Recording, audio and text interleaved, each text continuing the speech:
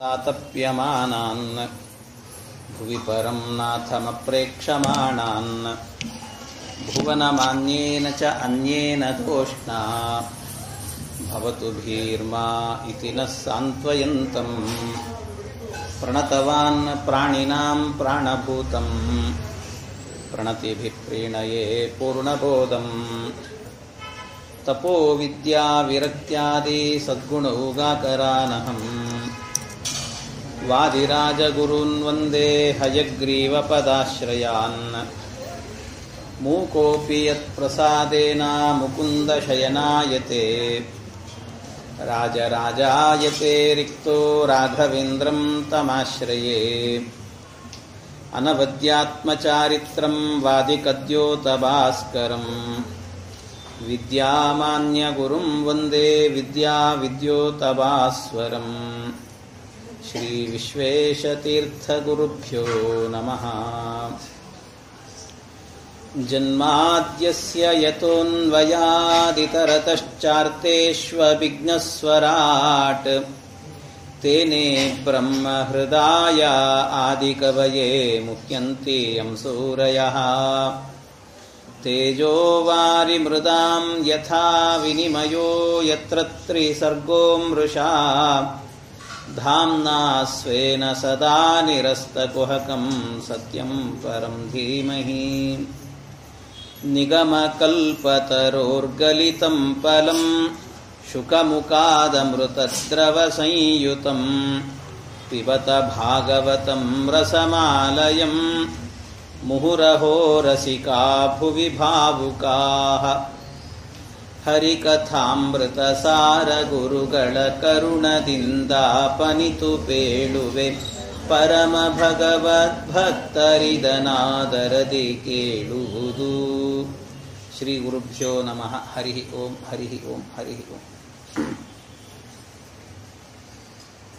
ಯಯಾ ಗುಪ್ತಃ ಸಹಸ್ರಾಕ್ಷಃ ಸವಾಹಾನ್ ರಿಪುಸೈನಿಕಾನ್ ಕ್ರೀಡನ್ನಿವ ವಿನಿರ್ಜಿತ್ಯ ತ್ರಿಲೋಕ್ಯಾ ಬುಭುಜೇ ಶ್ರಿಯಂ ಭಗವಂಸ್ತನ್ಮಮಾಖ್ಯಾಹಿ ವರ್ಮ ನಾರಾಯಣಾತ್ಮಕಂ ಯಥಾ ಆತತಾಯಿನಃ ಶತ್ರುನ್ ಏನೋ ಗುಪ್ತೋ ಜಯನ್ಮೃದೆ. ರಾಜ ಅಂದರೆ ಇಂದ್ರದೇವರು. ಅದರಲ್ಲಿ ಇಲ್ಲಿ ಕೇಳ್ತಾ ಇರೋದು ಪರೀಕ್ಷಿತ್ ರಾಜ. ಇಂದ್ರದೇವರಿಗೆ ವಿಶ್ವರೂಪಾಚಾರ್ಯರು ಹೇಗೆ ಈ ನಾರಾಯಣ ವರ್ಮದ ಉಪದೇಶವನ್ನು ಮಾಡಿದ್ದಾರೆ, ಅದರ ಕ್ರಮ ಏನು, ಏನೆಲ್ಲ ಉಪದೇಶದಲ್ಲಿ ಏನಿದೆ ಕೇಳುವಾಗ ಯಾತಕ್ಕೋಸ್ಕರ ಇದನ್ನು ಕೇಳಿದರು ಇಂದ್ರದೇವರು ಅಂತ ಕೇಳಿದರೆ, ಅವರು ಈ ಉಪದೇಶ ಪಡ್ಕೊಳ್ಳಿಕ್ಕೆ ಕಾರಣ ಮುಂದೆ ವೃತ್ರಾಸುರ ಬರ್ತಾನೆ. ಆ ವೃತ್ರಾಸುರನ ಸಂಹಾರ ಮಾಡಲಿಕ್ಕೋಸ್ಕರವಾಗಿಯೇ ಇದರ ಉಪದೇಶವನ್ನು ಪಡೆದಿದ್ದಾನೆ. ಯಥಾ ತಥಾಯಿನ ಶತ್ರುಗಳನ್ನು ಸಂಹಾರ ಮಾಡಬೇಕು ಅಂದರೆ ನಿತ್ಯ ನಾರಾಯಣ ವರ್ಮದ ಪಾರಾಯಣವನ್ನು ಮಾಡ್ರಿ ಅಂತ. ಶತ್ರುಗಳ ಸಂಹಾರ ಆಗಬೇಕು ಅಂತಾದರೆ ಶತ್ರುಗಳ ಸಂಹಾರ ಒಂದು, ಹೊರಗಡೆ ಒಂದಷ್ಟು ಶತ್ರುಗಳಿರ್ತಾರೆ, ಅವರ ವಿಘ್ನ ತಡಿಲಿಕ್ಕಾಗೋದಿಲ್ಲ, ಅಂತಹ ಸಂದರ್ಭದಲ್ಲಿ ನಾರಾಯಣ ವರ್ಮ ಪಾರಾಯಣ. ಇನ್ನೊಂದು, ಅಂತರಂಗದಲ್ಲೇನೆ ಶತ್ರುಗಳಿದ್ದಾರೆ. ನಮಗೆ ಅಂತರಂಗದಲ್ಲಿ ಬೇಕಾದಷ್ಟು ಶತ್ರುಗಳಿದ್ದಾರೆ. ನಾವೇನು ವಿವರಣೆ ಕೊಡಬೇಕಾಗಿಲ್ಲ, ಬೇಕಾದಷ್ಟು ಕೇಳಿದ್ದೀರಿ. ಹಾಗಾಗಿ ಅಂತರಂಗದ ಶತ್ರುಗಳು ಅಂತೇನಿದ್ದಾರೆ ಅವರನ್ನು ಗೆಲ್ಲಬೇಕು ಅಂತಾದರೂ ಕೂಡ ಅದಕ್ಕೆ ನಿತ್ಯವೂ ಕೂಡ ನಾರಾಯಣ ವರ್ಮದ ಪಾರಾಯಣವನ್ನು ಮಾಡಿ ಅಂತ ಕೇಳಿದಾಗ ಅದಕ್ಕೆ ಇದನ್ನೆಲ್ಲ ಹೇಳುತ್ತಿದ್ದಾರೆ. ವೃತ ಪುರೋಹಿತಸ್ತ್ವಾಷ್ಟ್ರೋ ಮಹೇಂದ್ರಾಯಾನು ಪೃಚ್ಛತೆ. ಇದು ವಿಶ್ವರೂಪಾಚಾರ್ಯರು ವೃತಃ ಪುರೋಹಿತ, ಅವರೇನೇ ಪುರೋಹಿತರಾದರಂತೆ. ಪುರೋಹಿತ ವ್ರತವನ್ನು ತೊಟ್ಟು ಈ ರೀತಿ ಹೇಳುತ್ತಿದ್ದಾರೆ. ಈ ನಾರಾಯಣ ವರ್ಮವನ್ನು ಉಪದೇಶ ಮಾಡುತ್ತೇನೆ. ನಾರಾಯಣಾಖ್ಯಂ ವರ್ಮಾಹ ತದಿಹೈಕ ಮನಾಶೃಣು. ಇದನ್ನ ಕೇಳಬೇಕಾದ್ರೆ ಹಾಗೆ ಕೇಳಬೇಕು ಅಂದರೆ ತತ್ ಇಹ ಏಕಮನಾಶೃಣು ಅಂತ ಹೇಳ್ತಾರೆ. ಇಹ ಏಕಮನಾಹ ಶೃಣು ಅಂತ ಹೇಳಿದರೆ ಬೇರೆ ಕಡೆ ನಿನ್ನ ಮನಸ್ಸು ಹೋಗಿರಬಾರದು ಅಂತ ಹೇಳ್ತಾರೆ. ಇಲ್ಲೇ ನಿನ್ನ ನೆಟ್ಟ ಮನಸ್ಸಿನಿಂದಾಗಿ ಇದರ ಶ್ರವಣವನ್ನು ಮಾಡಬೇಕು, ಇದರ ಪಾರಾಯಣವನ್ನು ಮಾಡಬೇಕು. ಪಾರಾಯಣ ಮಾಡ್ತಾ ಇರುವಾಗಲೂ ಕೂಡ ಹಾಗೇನೆ ಇದರ ಪಾರಾಯಣವನ್ನು ಮಾಡಬೇಕಾದ್ರೆ ಎಲ್ಲೋ ಮನಸ್ಸಿರೋದು, ಬಾಯಲ್ಲಿ ಪಟಪಟ ಅಂತ ಮಂತ್ರ ಹೇಳುತ್ತಿರೋದು. ಹಾಗಾಗಬಾರದು. ಪ್ರತಿಯೊಂದು ಮಂತ್ರಗಳನ್ನು ಹೇಳುವಾಗಲೂ ಕೂಡ ಯಾವ್ಯಾವ ರೂಪದ ಚಿಂತನೆ ಮಾಡಿದ್ದಾರೆ ಅಂತ ಆಯಾಯ ಭಗವಂತನ ರೂಪಗಳ ಚಿಂತನೆಯನ್ನು ಮಾಡುತ್ತಾನೇ ಹೋಗಬೇಕು.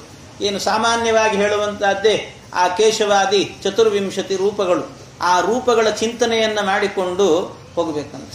ಈ ನಿತ್ಯವೂ ಇದನ್ನು ಮಾಡಬೇಕು ಅಂತ ಹೇಳ್ತಾರೆ. ಹೆಣ್ಮಕ್ಕಳಿಗೂ ಕೂಡ ವಿಶೇಷವಾಗಿ 24 ರೂಪ ಕನಕದಾಸರು ವಾದಿರಾಜರೆಲ್ಲ ಮಾಡಿಕೊಟ್ಟಿದ್ದಾರೆ. ಆದ್ರಿಂದ ಅದನ್ನೆಲ್ಲ ಈಶನಿನ್ನ ಚರಣ ಭಜನೆ ಎಲ್ಲ ಹೇಳ್ಕೊಳ್ಬೋದು, ಅದನ್ನ ನಿತ್ಯ ಹೇಳ್ಕೊಳ್ಬೇಕು ಅಂತ.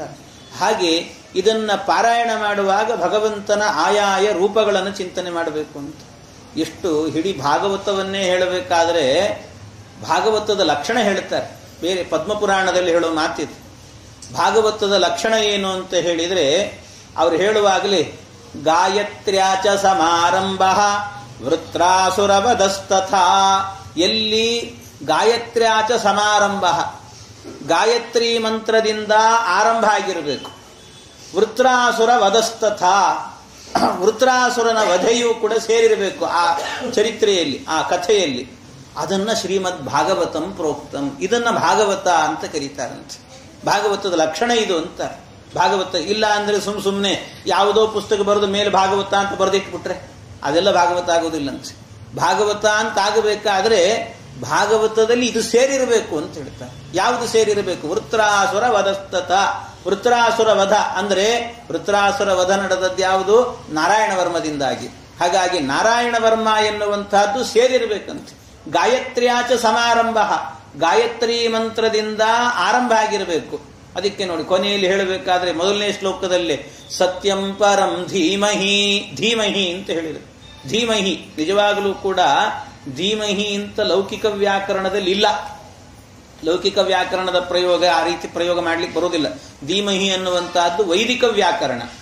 ಆದರೆ ಆ ಧೀಮಹಿ ಅಂತ ಆ ವೈದಿಕ ವ್ಯಾಕರಣವನ್ನ ಪ್ರಯೋಗ ಮಾಡೋದರ ಮೂಲಕವಾಗಿ ಇಡೀ ವೇದದ ಭಾಷ್ಯ ಇದು ಅಂತ ತೋರಿಸಿಕೊಟ್ಟಿದ್ದಾರೆ. ವೇದದ ಭಾಷ್ಯ ಇದು, ವೇದದ ಸಾರ ಇದು ಅಂತ ಈ ಭಾಗವತ ಅನ್ನುವಂತಹದ್ದನ್ನ ಹೇಳಿದ್ದಾರೆ. ಆದ್ರಿಂದ ಇದು ವೇದಕ್ಕೆ ಸಂಬಂಧಪಟ್ಟದ್ದು ಅಂತ ಮೊನ್ನೆ ಹೇಳಿದ್ನಲ್ಲ. ಧೀಮಹಿ ಅಂತ ಪ್ರಯೋಗ ಮಾಡಿದ್ರು ಅಂದ ಕೂಡಲೇ ನಾವು ತಪ್ಪು ಅಂತ ಹೇಳಲಿಕ್ಕೆ ಹೋಗಬಾರ್ದು. ಅದನ್ನೆಲ್ಲ ತಪ್ಪು ಅಂತ ಹೇಳಬೇಕಾದ್ರೆ ನಮಗೊಂದು ಅಥಾರಿಟಿ ಬೇಕಾಗ್ತದೆ. ಅದನ್ನೆಲ್ಲ ಹೇಳಲಿಕ್ಕೆ ಅಷ್ಟು ಸುಲಭ ಇಲ್ಲ ಅಂತ. ಮೊನ್ನೆ ಹೇಳಿದಂತೆ ವೇದದಲ್ಲಿ ಅಹಂ ರುದ್ರೇಭಿರ್ವಸೋ ವಿಶ್ಚರಾಮ್ಯಹಮಾದಿತ್ಯೆ ಋತ ವಿಶ್ವದೇವೈಹಿ ದೇವೈಹಿ ಅಂತ ತೃತೀಯ ವಿಭಕ್ತಿ ಇದೆ. ಆದರೆ ರುದ್ರೇಭಿಹಿ ಅಂತನ್ನುವಲ್ಲಿ ರುದ್ರೈಹಿ ಅಂತ ಆಗಬೇಕು. ಆದರೆ ರುದ್ರೇಭಿಹಿ ಅಂತ ಹೇಳ್ತಾರೆ. ವೇದ ತಪ್ಪಲ್ಲ. ವೇದದಲ್ಲಿ ಆ ರೀತಿಯ ಪ್ರಯೋಗ ಎನ್ನುವಂತಹದ್ದು ಸಾಧು ಅಂತ ಕರೆಸಿಕೊಳ್ಳುತ್ತೆ. ಅಷ್ಟಲ್ಲದೇನೆ ವೇದವ್ಯಾಸ ದೇವರೇ ಏನಾದರೂ ಕೂಡ ಆ ರೀತಿಯ ಪ್ರಯೋಗಗಳನ್ನು ಮಾಡಿದ್ರು ಅಂತಾದ್ರೆ ವೇದಕ್ಕೆ ಸಂಬಂಧಪಟ್ಟಂತೆ ಅಥವಾ ಕೆಲವು ಬೇಕು ಅಂತಲೇನೆ ಪ್ರಯೋಗಗಳನ್ನು ಮಾಡ್ತಾರೆ ವೇದವ್ಯಾಸ ದೇವರು. ಆ ಪ್ರಯೋಗಗಳು ಮಾಡಿದಾಗ ಲೌಕಿಕ ವ್ಯಾಕರಣವನ್ನು ನೋಡಿದಾಗ ಏನೋ ತಪ್ಪೋ ಅಂತ ಅನಿಸುತ್ತೆ. ಆದರೆ ತಪ್ಪಾಗಿರುವುದಿಲ್ಲ. ಅದರಲ್ಲೊಂದು ಅರ್ಥ ಇರುತ್ತದೆ. ಆ ಅರ್ಥವನ್ನು ಚಿಂತನೆ ಮಾಡಬೇಕು ಅಂತ ಹೇಳ್ತಾರೆ. ನಿಮಗೆ ಪ್ರಸಿದ್ಧವಾದ ಒಂದು ಶ್ಲೋಕ ಹೇಳಬೇಕು ಅಂದ್ರೆ ವೇದವ್ಯಾಸ ದೇವರ ಪ್ರಯೋಗ ಪುರಾಣದಲ್ಲಿ, ಪುರಾಣಾಂತರದಲ್ಲಿ ಬರುತ್ತದೆ. ಪದ್ಮಪುರಾಣದಲ್ಲಿ ಇನ್ನೊಂದು ಶ್ಲೋಕ ಇದೆ. ಏನು ಅಂದ್ರೆ ರಾಮದೇವರ ಸ್ತೋತ್ರ ಮಾಡ್ತಾರೆ. ರಾಮದೇವರ ಸ್ತೋತ್ರ ಮಾಡುವಾಗ ಒಂದು ಶ್ಲೋಕ ಬಹಳ ದಿವ್ಯವಾದದ್ದು. ರಾಮಾಯ ರಾಮಭದ್ರಾಯ ರಾಮಚಂದ್ರಾಯ ವೇದಸೆ ರಘುನಾಥಾಯ ನಾಥಾಯ ಸೀತಾಯ ಪತಯೇ ನಮಃ. ಇಷ್ಟು ಹೇಳಿದ್ದಾರೆ. ಎಲ್ರಿಗೂ ಅರ್ಥ ಆಗುತ್ತೆ. ಸೀತಾಯ ಪತಯೇ, ಸೀತಾಪತಿಯಾದಂಥ ರಾಮಚಂದ್ರನಿಗೆ ನಮಃ, ನಮಸ್ಕಾರ ಅಂತ. ಇಷ್ಟು ತಾತ್ಪರ್ಯ ಒಟ್ಟಿರೋ. ರಾಮದೇವರಿಗೆ ನಮಸ್ಕಾರ ಅಂತ ಹೇಳಿದ್ದಾರೆ. ಆದರೆ ಯಾರು ವೈಯಾಕರಣರಿರ್ತಾರೆ ಅಂದ್ರೆ ಸಂಸ್ಕೃತ ಬಲ್ಲಂತ ಪಂಡಿತರು ಎದುರಲ್ಲಿ ಈ ಶ್ಲೋಕವನ್ನು ಹೇಳಿದರೆ ಏನೋ ತಪ್ಪು ಹೇಳ್ತಾ ಇದ್ದೆ ಅಂತ ಹೇಳ್ತಾರೆ. ಈಗ ಹೇಳಿದ ಶ್ಲೋಕ ನಾವೆಲ್ಲ ನಿತ್ಯ ಪಠಿಸ್ತಾ ಇರ್ತೇವೆ. ಈ ಶ್ಲೋಕವನ್ನ ಪ್ರಸಿದ್ಧವಾದ ಶ್ಲೋಕ. ಆದರೆ ಏನಿದು ತಪ್ಪಾಗಿದೆ ಅಲ್ಲ ಅಂತ ಹೇಳ್ತಾರೆ. ಯಾಕೆಂದ್ರೆ ಸಂಸ್ಕೃತದಲ್ಲಿ ಸೀತಾಯಾಹ ಪತಯೇ ನಮಃ ಅಂತ ಆಗೋದೇ ಇಲ್ಲ. ಸೀತಾಯಾಹ ಪತಯೇ ಅಂತ ಆಗೋದಿಲ್ಲ, ಪತ್ಯೇ ಅಂತ ಆಗತ್ತೆ. ಪತಯೇ ಅನ್ನುವಂಥ ಶಬ್ದ ಬರೋದೇ ಇಲ್ಲ. ಸೀತಾಯಾಹ ಅಂತ ಹೇಳಿದಾಗ ಪತಯೇ. ಯಾಕೆಂದ್ರೆ ಟೀಕಾಕೃತ್ಪಾದರೇನೆ ಈ ಸುಧಾ ಗ್ರಂಥದಲ್ಲಿ ಆರಂಭದಲ್ಲಿ ಮಂಗಳಾಚರಣೆ ಮಾಡುವಾಗ ಹೇಳ್ತಾರೆ, ಶ್ರೀಯಪ್ಪತ್ತೇ ನಿತ್ಯ ಗಣಿತ ಗುಣಮಾಣಿಕ್ಯ ವಿಶದ ಪ್ರಭಾಜಾಲೋಲ್ಲಾಸೋಪಹತ ಸಕಲ ವದ್ಯತಮಸೇ. ಶ್ರೀಯಪ್ಪತ್ಯೇ ಅಂತ ಹೇಳಿ, ಪತ್ಯೇ ಅಂತ ಶಬ್ದವೇ ಹೊರತು ಚತುರ್ಥಿ ವಿಭಕ್ತಿ ಆಗಬೇಕಾದ್ರೆ ಪತ್ಯೇ ಅಂತ ಆಗಬೇಕು, ಪತಯೇ ಅಂತ ಆಗುವುದಿಲ್ಲ. ಹಾಗಾಗಿ ಟೀಕಾಕೃತ್ವಾದ್ರೆ ಹಾಗೆ ಪತ್ಯೆ ಅಂತ ಪ್ರಯೋಗ ಮಾಡಿದ್ದಾರೋ ಹಾಗೆ ಸೀತಾಯಾಹ ಪತ್ಯೇ ನಮಃ ಅಂತ ಹೇಳಬೇಕು. ಯಾರಾದ್ರೂ ಹೇಳ್ತೀರಾ? ನಿತ್ಯ ಶ್ಲೋಕ ಹೇಳ್ಕೊಳ್ಳೋರು ಇಷ್ಟು ಮಂದಿ ಇರ್ತಾರೆ, ಎಲ್ರಿಗೂ ಗೊತ್ತಿದೆ ಶ್ಲೋಕ, ಅದು ಎಲ್ರಿಗೂ ಗೊತ್ತಿರೋರು. ಆದ್ರೆ ಸೀತಾಯಾಹ ಪತಯೇ ನಮಃ ಅಂತ ಹೇಳ್ತಾರೆ ಹೊರತು ಪತ್ಯೇ ನಮಃ ಅಂತ ಯಾರು ಹೇಳೋದಿಲ್ಲ. ಹಾಗಾದ್ರೆ ಮತ್ತೆ ಹಾಗಾದ್ರೆ ವೇದವ್ಯಾಸ ದೇವರು ಪ್ರಯೋಗ ಮಾಡಿದ್ದಾರೆ, ಮತ್ತೆ ತಪ್ಪೋ ಸರಿನೋ? ಹಾಗಾದ್ರೆ ತಪ್ಪೋ ಸರಿನೋ ಅಂದ್ರೆ ವೇದವ್ಯಾಸ ದೇವರು ಪ್ರಯೋಗ ಮಾಡಿದ್ದಾರೆ ಅಂದ್ರೆ ಅಲ್ಲಿ ವಿಮರ್ಶೆ ಮಾಡಲಿಕ್ಕೆ ಇಲ್ಲ, ಅದು ಸರಿ ಅಂತಲೇ ಅರ್ಥ. ಅದನ್ನು ಹಾಗೆ ಪ್ರಯೋಗ ಮಾಡಿದ್ರು ಅಂತ ಹೇಳಿದ್ರೆ ಅದಕ್ಕೆ ಇನ್ನೊಂದು ಅರ್ಥವನ್ನು ಕಲ್ಪನೆ ಮಾಡ್ಕೊಳ್ಬೇಕು ನೀವೇ ಅಂತ. ವೇದವ್ಯಾಸ ದೇವರು ತಪ್ಪಾಗಿ ಪ್ರಯೋಗ ಮಾಡಿದ್ದಾರೆ ಅಂದ್ರೆ ಆ ತಪ್ಪಿನಲ್ಲಿ ಒಂದು ಅರ್ಥ ಇಟ್ಟಿರ್ತಾರೆ. ನಾವು ತಪ್ಪು ಮಾಡಿದ್ರೆ ತಪ್ಪೇ, ಆದರೆ ವೇದವ್ಯಾಸ ದೇವರು ಮಾಡಿದ್ರೆ ಅದರಲ್ಲಿ ಒಂದು ಅರ್ಥ ಇರುತ್ತೆ. ಅದೊಂದು ಆ ಪದವು ಗರ್ಭವಾಗಿರ್ತದಂತೆ, ಪದಗರ್ಭಿತವಾದಂತಹದ್ದು ಅಂತ ಹೇಳ್ತಾರೆ, ಪದಗರ್ಭ ಅಂತ. ಏನದರ ಅರ್ಥ ಅಂದ್ರೆ ನಿಜವಾಗ್ಲೂ ಹೇಳಬೇಕು ಅಂದ್ರೆ ಸೀತಾಯಾಹ ಪತಯೇ ಅಂತ ಆಗಲ್ಲ.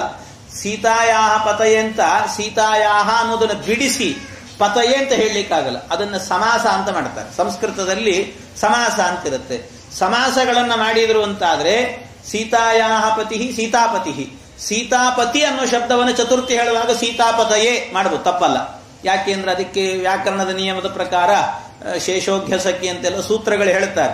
ಆ ಸೂತ್ರದಿಂದಾಗಿ ಘಿಸಮ್ನೆ ಬಂದು ಅದಕ್ಕೆಲ್ಲ ರೂಪಗಳಾಗತ್ತೆ. ಅಂತೂ ಸೀತಾಪತಯೇ ಅನ್ಬೋದು, ಸೀತಾಯಾಹ ಪತಯೇ ಅಂತ ಹೇಳಲಿಕ್ಕಿಲ್ಲ. ಆದ್ರೆ ಪ್ರಯೋಗ ಮಾಡಿದ್ದಾರಲ್ಲ ಅಂದ್ರೆ ಹೇಗೆ ಅಂದ್ರೆ ವೇದವ್ಯಾಸ ದೇವರು ಪ್ರಯೋಗ ಮಾಡಿದ್ದಾರೆ ಅಂದ್ರೆ ಸಾಧು ಅಂತ. ಅಂದ್ರೆ ಏನರ್ಥ ಅಂದ್ರೆ ಪತಿ ಶಬ್ದ ಹರಿ ಶಬ್ದದಂತೆ ಆಗತ್ತೆ. ಯಾವಾಗ ಹರಯೇ ಅಂತ ಹರಯೇ ನಮಃ ಅಂತ ಹೇಳ್ತೀವಲ್ಲ, ಹಾಗೆ ಪತಯೇ ನಮಃ ಅಂತ ಆಗತ್ತೆ. ಯಾವಾಗ ಆಗತ್ತೆ ಅಂದ್ರೆ ಸಮಾಸವಾದಾಗ ಅಂತ ಹೇಳ್ತಾರೆ. ಸಮಾಸ ಆಯಿತು ಅಂದ್ರೆ ಪತಿ ಸಮಾಸ ಏವ ಅಂತ ಸೂತ್ರ. ಹಾಗಾಗಿ ಸಮಾಸವಾಯಿತು ಅಂತಾದ್ರೆ ಆಗ ಸೀತಾಪತಯೇ ನಮಃ. ಆದ್ರೆ ಇಲ್ಲಿ ಸೀತಾಯಾಹ ಪತಯೇ ಬೇರೆ ಬೇರೆ ಇದೆ, ಸಮಾಸ ಆಗೇ ಇಲ್ಲ ಇಲ್ಲಿ. ಅದಕ್ಕೆ ಹೇಳ್ತಾರೆ ಇಲ್ಲಿ ಸಮಾಸ ಆಗಿಲ್ಲ ಅಂತ ನಿಮಗೆ ಯಾರು ಹೇಳಿದ್ರು? ಸಮಾಸ ಆಗಿದೆ ಅಂತ. ಸಮಾಸ ಆಗಿದೆ, ಎಲ್ಲಾಗಿದೆ? ಸೀತಾಯಾಹ ಅಂತ ಬೇರೆ ಇದೆ, ಪತಯೇ ಅಂತ ಬೇರೆ ಇದೆಲ್ಲ. ಅಂದ್ರೆ ಸಮಾಸದಲ್ಲಿ ಎರಡು ವಿಧವಾದಂಥ ಸಮಾಸಗಳಿದ್ದಾವೆ. ಒಂದು ಲುಕ್ ಸಮಾಸ, ಇನ್ನೊಂದು ಅಲುಕ್ ಸಮಾಸ ಅಂತ. ಇದು ಸ್ವಲ್ಪ ವ್ಯಾಕರಣದ ವಿಷಯ. ಅಂತೂ ಲುಕ್ ಸಮಾಸ ಅಲುಕ್ ಸಮಾಸ ಅಂತಿದೆ. ಲುಕ್ ಸಮಾಸ ಅಂತ ಹೇಳಿದ್ರೆ ಸೀತಾಯಾಹ ಪತಿ ಅನ್ನುವಲ್ಲಿ ಯಾಹ ಅನ್ನೋದೇನಿದೆ ಅದು ಲೋಪ ಆಗುತ್ತೆ. ಲುಕ್ ಅಂದ್ರೆ ಲೋಪ ಅಂತ, ಅದು ಲೋಪ ಆಗಿ ಒಟ್ಟು ಸೇರೋದನ್ನು ಸೀತಾಪತಿ ಅಂತ ಹೇಳ್ತಾರೆ.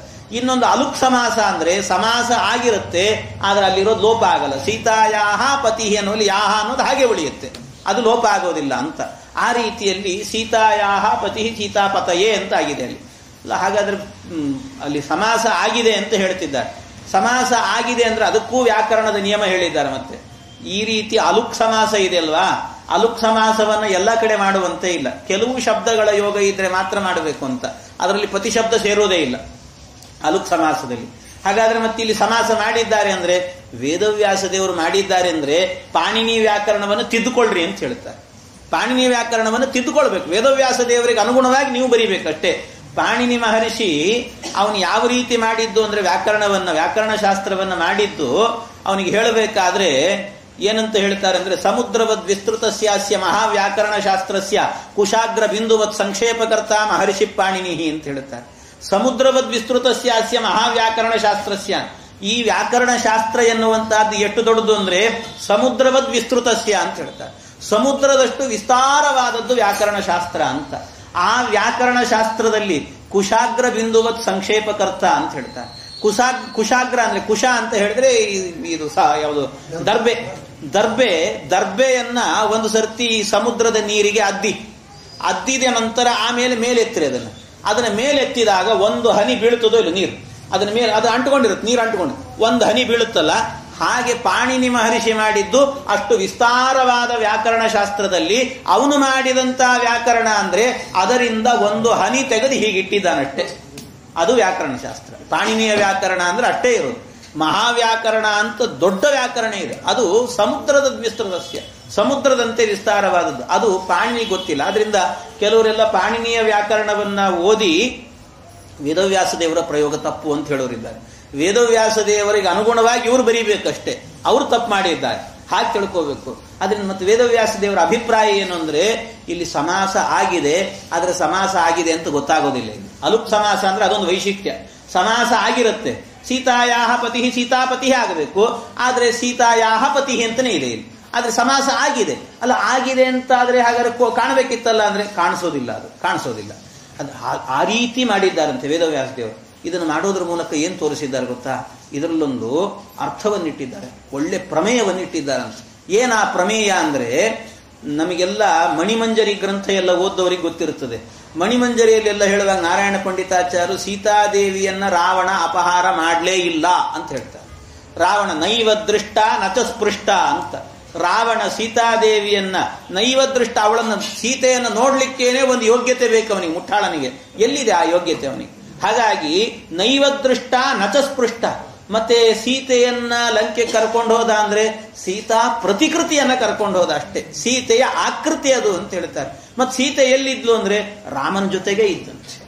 ನಿತ್ಯಾವಿಯೋಗಿನಿ ಅಂತ ಕರೀತಾರೆ ಸೀತಾದೇವಿ, ನಿತ್ಯಾವಿಯೋಗಿನಿ. ಯಾವಾಗಲೂ ಅವಳಿಗೆ ವಿಯೋಗ ಇಲ್ಲವೇ ಇಲ್ಲ ಪರಮಾತ್ಮನ ಜೊತೆಗೆ, ಯಾವಾಗಲೂ ಪರಮಾತ್ಮನ ಜೊತೆಗೆ ಇರ್ತಾಳೆ. ಅಲ್ಲ, ಹಾಗಾದ್ರೆ ಮತ್ತೆ ಕಣ್ಣಿಗೆ ಕಾಣಬೇಕಿತ್ತಲ್ಲ ಅಂದ್ರೆ ಕಣ್ಣಿಗೆ ಕಾಣಿಸೋದಿಲ್ಲ ಅಷ್ಟೇ, ಕಣ್ಣಿಗೆ ಕಾಣಲ್ಲ, ಜೊತೆಗೆ ಇದ್ದಾಳೆ. ಹಾಗೆ ಇಲ್ಲೂ ಕೂಡ ಸಮಾಸ ಆಗಿದೆ, ಆದ್ರೆ ಆಗಿದೆ ಅನ್ನೋದು ಕಾಣಲ್ಲ ಅಷ್ಟೇ. ಅಂದ್ರೆ ಆಗಿದೆ ಅನ್ನೋದು ಕಾಣಲ್ಲ ಅಂದ್ರೆ ಸೀತೆ ಇದ್ಲು ಅನ್ನೋದು ಕಾಣಲ್ಲ.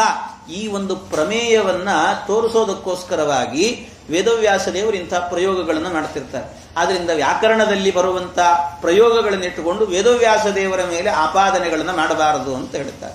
ಹೀಗೆ ಆ ರೀತಿಯಲ್ಲಿ ಇದೆಲ್ಲ ಧೀಮಹಿ ಅನ್ನುವಂಥ ಪ್ರಯೋಗಕ್ಕೋಸ್ಕರ ಹೇಳಿದ್ದು. ಸತ್ಯಂ ಪರಂ ಧೀಮಹಿ ಅಂತ ವೇದವ್ಯಾಸ ದೇವರು ಪ್ರಯೋಗ ಮಾಡಿದ್ದಾರೆ ಅಂದ್ರೆ ಅದು ಸಾಧು ಅಂತ ತಿಳ್ಕೊಳ್ಬೇಕು. ಆ ರೀತಿಯಲ್ಲಿ ಗಾಯತ್ರ್ಯಾಚ ಸಮಾರಂಭ ವೃತ್ರಾಸುರ ವಧಸ್ತತ, ಎಲ್ಲಿ ವೃತ್ರಾಸುರ ವಧೆ ಎನ್ನುವಂತಹದ್ದು ಗಾಯತ್ರಿ ಮಂತ್ರದಿಂದ ಆರಂಭ ಆಗಿರುತ್ತೋ ಅದನ್ನು ಶ್ರೀಮದ್ ಭಾಗವತ ಅಂತ ಕರಿಬೇಕು. ಅದರಲ್ಲಿ ವೃತ್ರಾಸುರ ವಧ ಅಂತ ಹೇಳಿದ್ರೆ ನಾರಾಯಣ ವರ್ಮ ಅಂತ ಅರ್ಥ. ಈ ನಾರಾಯಣ ವರ್ಮ ಅನ್ನುವಂಥದ್ದು ಸೇರಿರಬೇಕು ಅಂತ. ಇದನ್ನು ಶ್ರವಣ ಮಾಡುವಾಗ ತದಿಹೈಕ ಮನಾಶ್ರುಣು, ಒಳ್ಳೆ ಏಕಾಗ್ರ ಮನಸ್ಸಿನಿಂದಾಗಿ ಇದನ್ನು ಶ್ರವಣ ಮಾಡಬೇಕು ಅಂತ ಇಷ್ಟು ಹೇಳುತ್ತಾರೆ. ಜೊತೆಗೆ ನಿನ್ನೆ ಹೇಳಿದಂತೆ ಎಲ್ಲ ನ್ಯಾಸಗಳನ್ನೆಲ್ಲ ಮಾಡಬೇಕು ಅಂತ ಹೇಳಿದ್ದೇನೆ. ದೌತಾಂಗ್ರಿ ಪಾಣಿರಾಚಮ್ಯ ಸಪವಿತ್ರ ಉದಂಗುಖ ಅಂತ ಎಲ್ಲ ನ್ಯಾಸದ ಪದ್ಧತಿಯನ್ನೆಲ್ಲ ನಿನ್ನೆ ವಿವರಣೆ ಕೊಟ್ಟಿದ್ದೇನೆ. ಅದರಿಂದ ನ್ಯಾಸವನ್ನ ಮಾಡಿಕೊಳ್ಬೇಕು.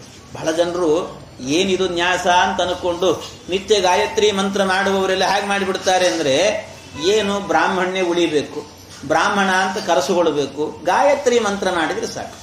ಇದೆಲ್ಲ ಯಾಕಬೇಕು? ತತ್ಸವಿತು ಹೃದಯಾಯನ ಮಹಾವರೇಣ್ಯಂ ಶಿರಸೇ ಸ್ವಾಹ, ಯಾಕಬೇಕು ಇದೆಲ್ಲ? ಸುಮ್ಮನೆ ಡೈರೆಕ್ಟ್ ಆಗಿ ಅರ್ಘ್ಯ ಕೊಡೋದು, ಗಾಯತ್ರಿ ಮಂತ್ರ ಶುರು ಮಾಡಿಬಿಡೋದು, ಅಷ್ಟು ಮುಗದೇ ಹೋಯ್ತು ಅಂತ ಸಂಧ್ಯಾ ವಂದನೆ ಮುಗಿಸ್ಬಿಡೋಣ ಅಂತ ಮಾಡ್ತಿರ್ತಾರೆ. ಹೀಗೆ ಮಾಡೋರು ಇರ್ತಾರೆ. ಆದರೆ ಹೇಳ್ತಾರೆ ನ್ಯಾಸ ಇಲ್ಲದೆ ಮಾಡಬಾರದು ಅಂತ. ನ್ಯಾಸ ಇಲ್ಲದೆ ಮಾಡಿದ್ರೆ ಏನಾಗುತ್ತೆ? ನ್ಯಾಸಹೀನೇ ಹರೇದಾಯುಹು ಅದನ್ನು ಹೇಳಿದ್ದಾರೆ ಶಾಸ್ತ್ರದಲ್ಲಿ. ನ್ಯಾಸಹೀನೇ ಹರೇದಾಯುಹು, ನ್ಯಾಸವನ್ನ ಬಿಟ್ಟು ಏನಾದರೂ ಕೂಡ ನಾವು ಮಂತ್ರವನ್ನ ಜಪ ಮಾಡಿದ್ವಿ ಅಂತಾದರೆ ನಮ್ಮ ಆಯುಷ್ಯ ಕ್ಷೀಣ ಆಗ್ತಾ ಹೋಗುತ್ತೆ. ಆದ್ರಿಂದ ಆಯುಷ್ಯ ಕ್ಷೀಣ ಆಗತ್ತೆ. ಅದಕ್ಕೋಸ್ಕರವಾಗಿ ಹೇಗೆ ಮಾಡಬೇಕು ಅಂತ ಹೇಳಿದ್ರೆ, ಅದನ್ನ ಪಾರಾಯಣ ಮಾಡುವಾಗ ನ್ಯಾಸವನ್ನ ಏನೇನು ಹೇಳಿದ್ದಾರೋ ಆಯಾಯ ಕ್ರಮದಲ್ಲೇ ನ್ಯಾಸವನ್ನ ಮಾಡಬೇಕು. ನ್ಯಾಸವನ್ನ ಮಾಡೇನೆ ಪಾರಾಯಣವನ್ನು ಶುರು ಮಾಡಬೇಕಂತ. ಇಲ್ದಿದ್ರೆ ಹಾಗೆ ಮಾಡಿದ್ರೆ ಆಯುಷ್ಯ ಕ್ಷೀಣ ಆಗತ್ತೆ ಅಂತ ಹೇಳುತ್ತಾರೆ. ಅದರಿಂದ ಕನಿಷ್ಠ ಪಕ್ಷ ನಾವು ನ್ಯಾಸವನ್ನ ಮಾಡದೇ ಇದ್ರೂ ಕೂಡ ಇಷ್ಟು ಮೊದಲಿಗೆ ನ್ಯಾಸದ ಮಂತ್ರಗಳೇನು ಹೇಳಿದ್ದಾರೋ ದೌತಾಂಗ್ರಿ ಪಾಣಿರಾಚಮ್ಯ, ಆ ಹಿಡೀ ಅಧ್ಯಾಯವನ್ನೇ ಪಾರಾಯಣ ಮಾಡಿಬಿಡ್ಬೇಕು. ಸುಮ್ಮನೆ ಈ ನ್ಯಾಸ ಮಾಡಬೇಕು ಅಂದ್ರೆ ಓಂ ನಮೋ ನಾರಾಯಣಾಯ ಓಂ ಅಂತ ಹೇಳಿದಾಗ ಅದು ಎಲ್ಲೆಲ್ಲಿ ಏನು ಮುಟ್ಟುಕೊಳ್ಬೇಕು ಅನ್ನೋದನ್ನ ಅಭ್ಯಾಸ ಇದ್ರೆ ಗೊತ್ತಾಗ್ತದೆ. ಅದನ್ನೆಲ್ಲ ಹೇಳಿದ್ದಾರೆ. ಪಾದಯೋರು ಜಾನುನೋರು ಊರ್ವೋ ಉದರೇ ಹೃದಯ ತೋರಸಿ ಮುಖೇ ಶಿರಸ್ಯಾನುಪೂರ್ವ್ಯಾತ್ ಓಂಕಾರಾದೀನಿ ವಿನ್ಯಸೇತ್. ಪಾದ, ಊರು, ಜಾನು ಎಲ್ಲ ಹೇಳಿದ್ದಾರೆ. ಆಯಾಯ ಒಂದೊಂದು ಇದನ್ನ ಅವಯವಗಳನ್ನ ಮುಟ್ಟಬೇಕಂತ, ಅದನ್ನು ಮುಟ್ಟಿಕೊಂಡು ಹೋಗಬೇಕು ಅಂತ ಹೇಳುತ್ತಾರೆ. ಹೀಗೆ ಈ ಕ್ರಮದಲ್ಲಿ ಅದನ್ನು ಮಾಡಬೇಕು ಅಂತ ಹೇಳಿದ್ದಾರೆ. ಇದನ್ನ ಮಾಡ್ತಾ ಮುಂದೆ ಆಗಬೇಕಾದ್ರೆ ಹೇಳ್ತಾರೆ, ಹರಿರ್ವಿದಧ್ಯಾನ್ ಮಮ ಸರ್ವರಕ್ಷಾಂ ನ್ಯಸ್ತಾಂಗ್ರಿ ಪದ್ಮ ಪತಗೇಂದ್ರ ಪೃಷ್ಠೆ ದರಾರಿ ಚರ್ಮಾಸಿ ಗದೇಶು ಚಾಪ ಪಾಶಾಂದದಾನೋಷ್ಟ ಗುಣೋಷ್ಟ ಬಾಹು. ಹರಿರ್ವಿದಧ್ಯಾನ್ ಮಮ ಸರ್ವರಕ್ಷಾಂ, ಪರಮಾತ್ಮನನ್ನ ಮೊದಲಿಗೆ ಹೇಳಬೇಕಾದ್ರೆ ಒಂದೊಂದು ರೂಪಗಳಿಂದ ಹೇಳ್ತಾ ಹೋಗಿದ್ದಾರೆ.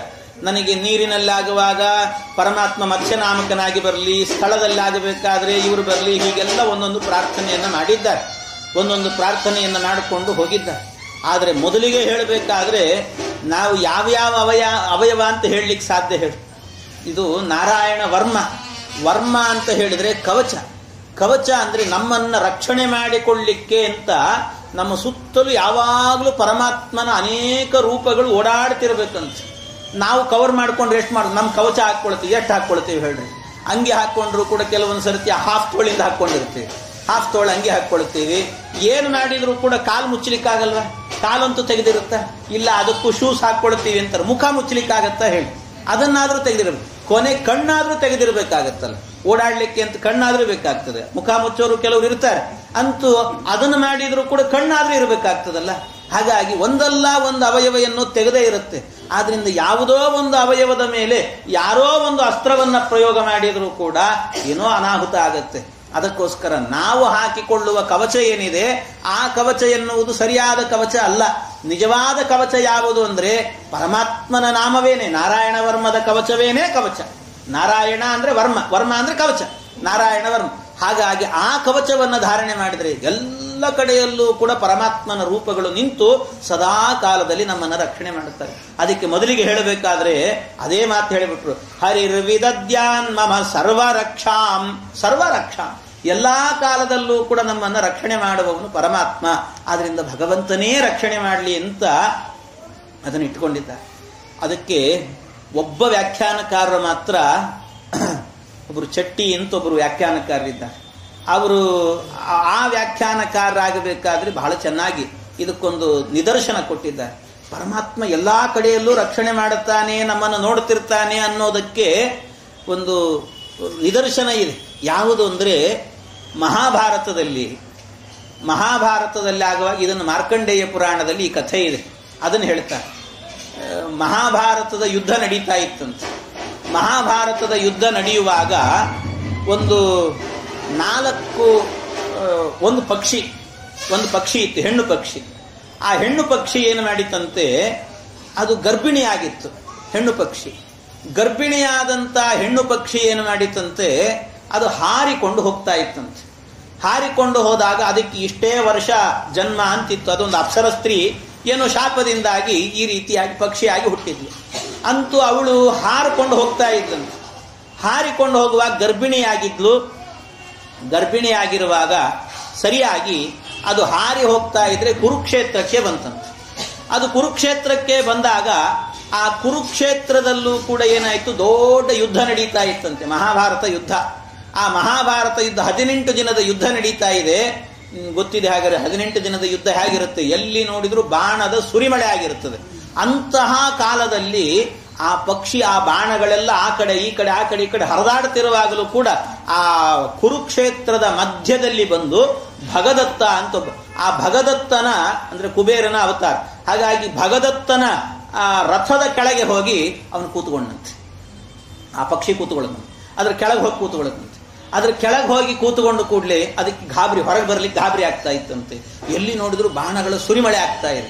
ಅದಕ್ಕೇನ್ ಮಾಡಬೇಕು ಅಂತ ಗೊತ್ತಾಗದೇನೆ ಒಳಗಡೆ ಕೂತಿದೆ ಅಂತೆ.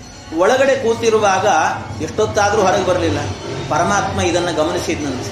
ಭಗವಂತ ಎಲ್ಲ ಕಡೆಯಲ್ಲಿ ಸರ್ವರಕ್ಷಾಂ ಅನ್ನೋದಕ್ಕೆ ಇದು ನಿದರ್ಶನ ಅಂತ. ಯಾಕೆ ಪರಮಾತ್ಮ ನೋಡಿದ, ಗರ್ಭಿಣಿಯಾಗಿತ್ತು. ಆದರೆ ಆ ಅಪ್ಸರ ಸ್ತ್ರೀ ಆದ್ರಿಂದ ಅವಳು ಹೋಗಬೇಕಿತ್ತಿನ ತನ್ನ ಮೂಲ ರೂಪಕ್ಕೆ ಹೋಗಬೇಕಿತ್ತು. ಅದಕ್ಕೆ ಏನು ಮಾಡಿದ ಪರಮಾತ್ಮ ಅಂದ್ರೆ ಕೂಡ್ಲೆ ಅರ್ಜುನ ಒಂದು ಬಾಣ ಬಿಡ್ತಾ ಇದ್ದಂತೆ. ಅರ್ಜುನ ಬಾಣವನ್ನ ಬಿಡುವಾಗ ಸ್ವಲ್ಪ ಭೂಮಿಯನ್ನು ನೆಲಕ್ಕೊತ್ತಿದ್ದಂತೆ. ಅವನು ಬಾಣ ಬಿಟ್ಟು ಕೂಡ್ಲೇನೆ ಅದನ್ನು ನೆಲಕ್ಕೊತ್ತಿದ. ಅವನು ಇನ್ನೇನು ಬಿಡ್ತಾ ಇದ್ದಾನೆ ಅನ್ನುವಾಗ ಸರಿಯಾಗಿ ಏನಾಯ್ತಂತೆ, ಆ ಭಾಗ ಮಾತ್ರ ಸ್ವಲ್ಪ ಡೌನಿಗೆ ಹೋಯ್ತು. ಆ ಬಾಣ ಏನಾಯ್ತು, ಅದು ಹೋಗುವಾಗ ಸರಿಯಾಗಿ ಆ ಪಕ್ಷಿ ಇತ್ತಲ್ಲ, ಅಂದ್ರೆ ಭಗದತ್ತನ ರಥದ ಮೇಲೆ ಹೋಗ್ಲಿಲ್ಲ, ರಥದ ಕೆಳಗೆ ಹೋಯ್ತಂತೆ ಬಾಣ. ಅದು ಭಗದತ್ತನ ರಥದ ಕೆಳಗೆ ಹೋಗಿ ಆ ಪಕ್ಷಿಯ ಗರ್ಭದ ಚೀಲ ಅದನ್ನು ಸುಮ್ಮನೆ ಸ್ಪರ್ಶ ಮಾಡಿಕೊಂಡು ಹೋಯ್ತಂತೆ. ಆ ಗರ್ಭದ ಚೀಲ ಹರಿದು ಕೂಡಲೇ ಟಕ ಅಂತ 4 ಮೊಟ್ಟೆಗಳು ಕೆಳಗೆ ಬಿದ್ದುವಂತೆ. 4 ಮೊಟ್ಟೆಗಳು ಕೆಳಗೆ ಬಿದ್ದು. ಅಲ್ಲಿಗೇನೆ ಅದು ಗರ್ಭದ ಅಂದ್ರೆ ಮೊಟ್ಟ ಮೊದಲ ಬಾರಿಗೆ ಪರಮಾತ್ಮನೇ ತೋರಿಸಿದ್ದು ಅಂತಾರೆ. ಅಂದ್ರೆ ಸಿಸೇರಿಯನ್ ಮಾಡಿಯೂ ಕೂಡ ನಾವು ಮಕ್ಕಳನ್ನ ಪಡೀಬಹುದು ಅನ್ನೋದಕ್ಕೆ ಮೊದಲು ಮಾಡಿದ್ದೆ ಪರಮಾತ್ಮ ಅಂತೆ. ಹಾಗೆ ಆ ರೀತಿಯಲ್ಲಿ ಆ ಗರ್ಭದ ಚೀಲವನ್ನ ಹರಿದು ಕೆಳಗೆ 4 ಮೊಟ್ಟೆ ಬೀಳುವಂತೆ ಮಾಡಿದ ಪರಮಾತ್ಮ. ಅಷ್ಟು ಮಾಡಿದ ಕೂಡಲೇ ಭಗದತ್ತನ ರಥ ಮುಂದೆ ಹೋಗಿಬಿಡ್ತು. ಮುಂದೆ ಹೋದ ಕೂಡ್ಲೇನೆ ಆ ಮೊಟ್ಟೆ ಬಿತ್ತಲ್ಲ, ಬೀಳುವಾಗಲೂ ಕೂಡ ಕೆಳಗೆ ಬಿದ್ದರೆ ಒಡೆದೋಗುತ್ತೆ. ಅದು ಒಂದು ಸ್ವಲ್ಪ ದಿವಸ ರಕ್ಷಣೆ ಆಗಬೇಕು, ಮರಿ ಹೊರಗೆ ಬರಬೇಕು ಅಂದ್ರೆ ಅದು ಏನು ಮಾಡಬೇಕು, ಅದು ಬೀಳುವಾಗಲೂ ಕೂಡ ಈ ರಥದ ಕೆಳಗೆ ಈ ಕುದುರೆಗಳಿಗೆಲ್ಲ ಹುಲ್ಲು ಹಾಕೋದಕ್ಕೆ ಅಂತ ಹುಲ್ಲಿನ ತಪ್ಪಲಿಟ್ಟಿರ್ತಾರೆ. ಅದು ಸರಿಯಾಗಿ ಆ ಹುಲ್ಲಿನ ಮೇಲೆ ಬೀಳುವಂತೆ ಮಾಡಿದ್ನಂತೆ ಪರಮಾತ್ಮ. ಎಷ್ಟು ವ್ಯವಸ್ಥೆ ಮಾಡಿದ ನೋಡಿ. ಅದನ್ನು ರಕ್ಷಣೆ ಮಾಡಬೇಕು ಅಂತ ಅವನ ಚಿತ್ತಕ್ಕೆ ಬರಬೇಕಷ್ಟೇ. ಆ ಹುಲ್ಲಿನ ಮೇಲೆ ಬೀಳುವಂತೆ ಮಾಡಿದಂತೆ. ಹುಲ್ಲಿನ ಮೇಲೆ ಬಿತ್ತು, ಆಮೇಲೆ ರಥ ಮುಂದಕ್ಕೆ ಹೋಯ್ತು. ರಥ ಮುಂದಕ್ಕೆ ಹೋದ್ರೆ ಎಷ್ಟೋ ಆನೆಗಳು, ಎಷ್ಟೋ ಕುದುರೆಗಳು, ಒಂಟೆಗಳು ಎಲ್ಲ ಇತ್ತು. ಅವೆಲ್ಲ ಬಂದು ತುಳಿದು ಹಾಕ್ಬೋದಿತ್ತು. ತುಳಿತಾವೆ ಅನ್ನುವಷ್ಟರಲ್ಲೇನೆ ಯಾವುದೋ ಒಂದು ಆನೆ ಬರ್ತಾ ಇತ್ತಂತೆ. ಆನೆಗೆ ಒಂದು ದೊಡ್ಡ ಗಂಟೆ ಕಟ್ಟಿದ್ರಂತೆ ಕೆಳಗೆ. ಆ ಗಂಟೆ ಸರಿಯಾಗಿ ಅಲ್ಲಿ ಬರ್ತಾ ಇರುವಾಗ ಅರ್ಜುನನಿಗೆ ಇನ್ನೊಂದು ಬಾಣ ಬಿಡ್ಲಿಕ್ಕೆ ಹೇಳಿದಂತೆ ಕೃಷ್ಣ. ಅದು ಬೀಳುವಾಗ ಸರಿಯಾಗಿ ಆ ಗಂಟೆಗೆ ಆ ಬಾಣ ಬೀಳುವಂತೆ ಮಾಡಿದ. ಆ ಗಂಟೆಗೆ ಬಡೀತು, ಗಂಟೆ ಕಿತ್ತುಕೊಂಡು ಕೆಳಗೆ ಬಿತ್ತಂತೆ. ಹಾಗೆ ಮಗುಚ್ಕೊಂಡೇ ಇತ್ತಂತೆ. ಅದರ ಮೇಲೆ ಬೋರ್ಲ್ ಹಾಕಿದಂತೆ ಇತ್ತು. ಆ ಏನು ಮೊಟ್ಟೆಗಳಿದ್ದು ಅದರ ಮೇಲೆ ಹಾಗೇ ಇತ್ತಂತೆ. ಅದರ ಮೇಲೆ ಹಾಗೇ ಇತ್ತು. ಆಮೇಲೆ ಆ ಗಂಟೆ ಎಷ್ಟು ಭಾರ ಅಂತ ಹೇಳಿದ್ರೆ 5,000 ಜನ ಸೇರಿ ಅಲಗಾಡಿಸಿದ್ರೆ ಒಮ್ಮೆ ಅಲಗಾಡ್ತಿತ್ತಷ್ಟೇ. ಅಷ್ಟು ಭಾರದ ಗಂಟೆ ಅದು. ಅಂತ ಗಂಟೆಯನ್ನು ಸರಿಯಾಗಿ ಆ ಮೊಟ್ಟೆಗಳ ಮೇಲೆ ಹಾಕಿದ್ದಂತೆ ಪರಮಾತ್ಮ. ಇಷ್ಟು ಆಯಿತು.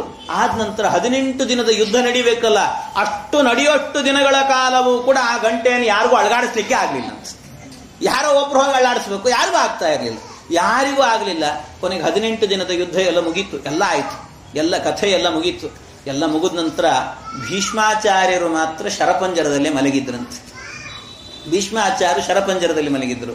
ಮಲಗಿದಾಗ ಭೀಷ್ಮಾಚಾರ್ಯರು ಧರ್ಮರಾಜನಿಗೆ ತತ್ವಜ್ಞಾನದ ಉಪದೇಶವನ್ನು ಮಾಡಿದರು. ಅದೊಂದು ರೋಚಕವಾದ ಕಥೆ. ಕೃಷ್ಣನೇ ಕರ್ಕೊಂಡು ಹೋಗ್ತಾನೆ ಧರ್ಮರಾಜನನ್ನ, ಕರ್ಕೊಂಡು ಹೋಗಿ ತತ್ವಜ್ಞಾನದ ಉಪದೇಶವನ್ನು ಮಾಡಿಸ್ತಾನೆ.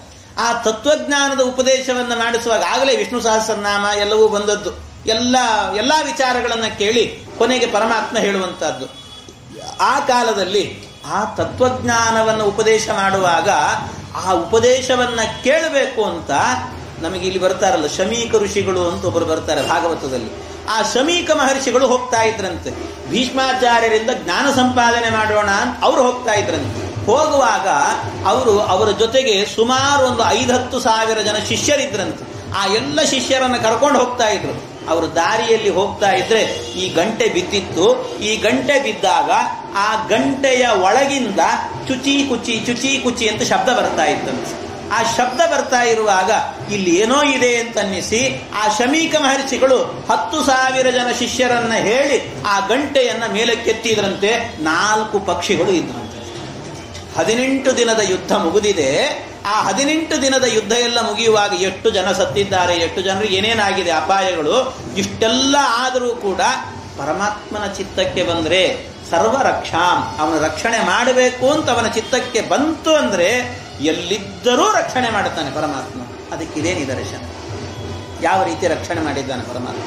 ಅದಕ್ಕೆ ಹರಿರ್ವಿದದ್ಯಾತ್ ಮಮ ಸರ್ವ ರಕ್ಷಾಂ ಎಲ್ಲಾ ಕಡೆಯಲ್ಲೂ ಕೂಡ ನಾವು ಅನ್ಕೊಳ್ತಿರ್ತೀವಿ, ಅಷ್ಟು ನಮಗ್ ಗೊತ್ತಿಲ್ಲ, ಎಲ್ಲೋ ಎಡು ಬೀಳ್ತಾ ಇರ್ತೀವಿ, ಏನೋ ಎಂತೋ ಆಕಸ್ಮಿಕವಾಗಿ ಎದುರುಗಡೆಯಲ್ಲಿ ಒಂದು ಗಿಡವೋ ಇನ್ನೊಂದು ಕಂಬವೋ ಸಿಗುತ್ತದೆ, ಅದನ್ನ ಹಿಡ್ಕೊಂಡಿರ್ತೀವಿ, ಅಷ್ಟೇ ಹಿಡಿದಿರ್ತೀವಿ. ಹಬ್ಬ ಏನೋ ಕಂಬ ಇತ್ತು ಬದುಕಿಬಿಟ್ಟೆ ಅಂತೀವಿ.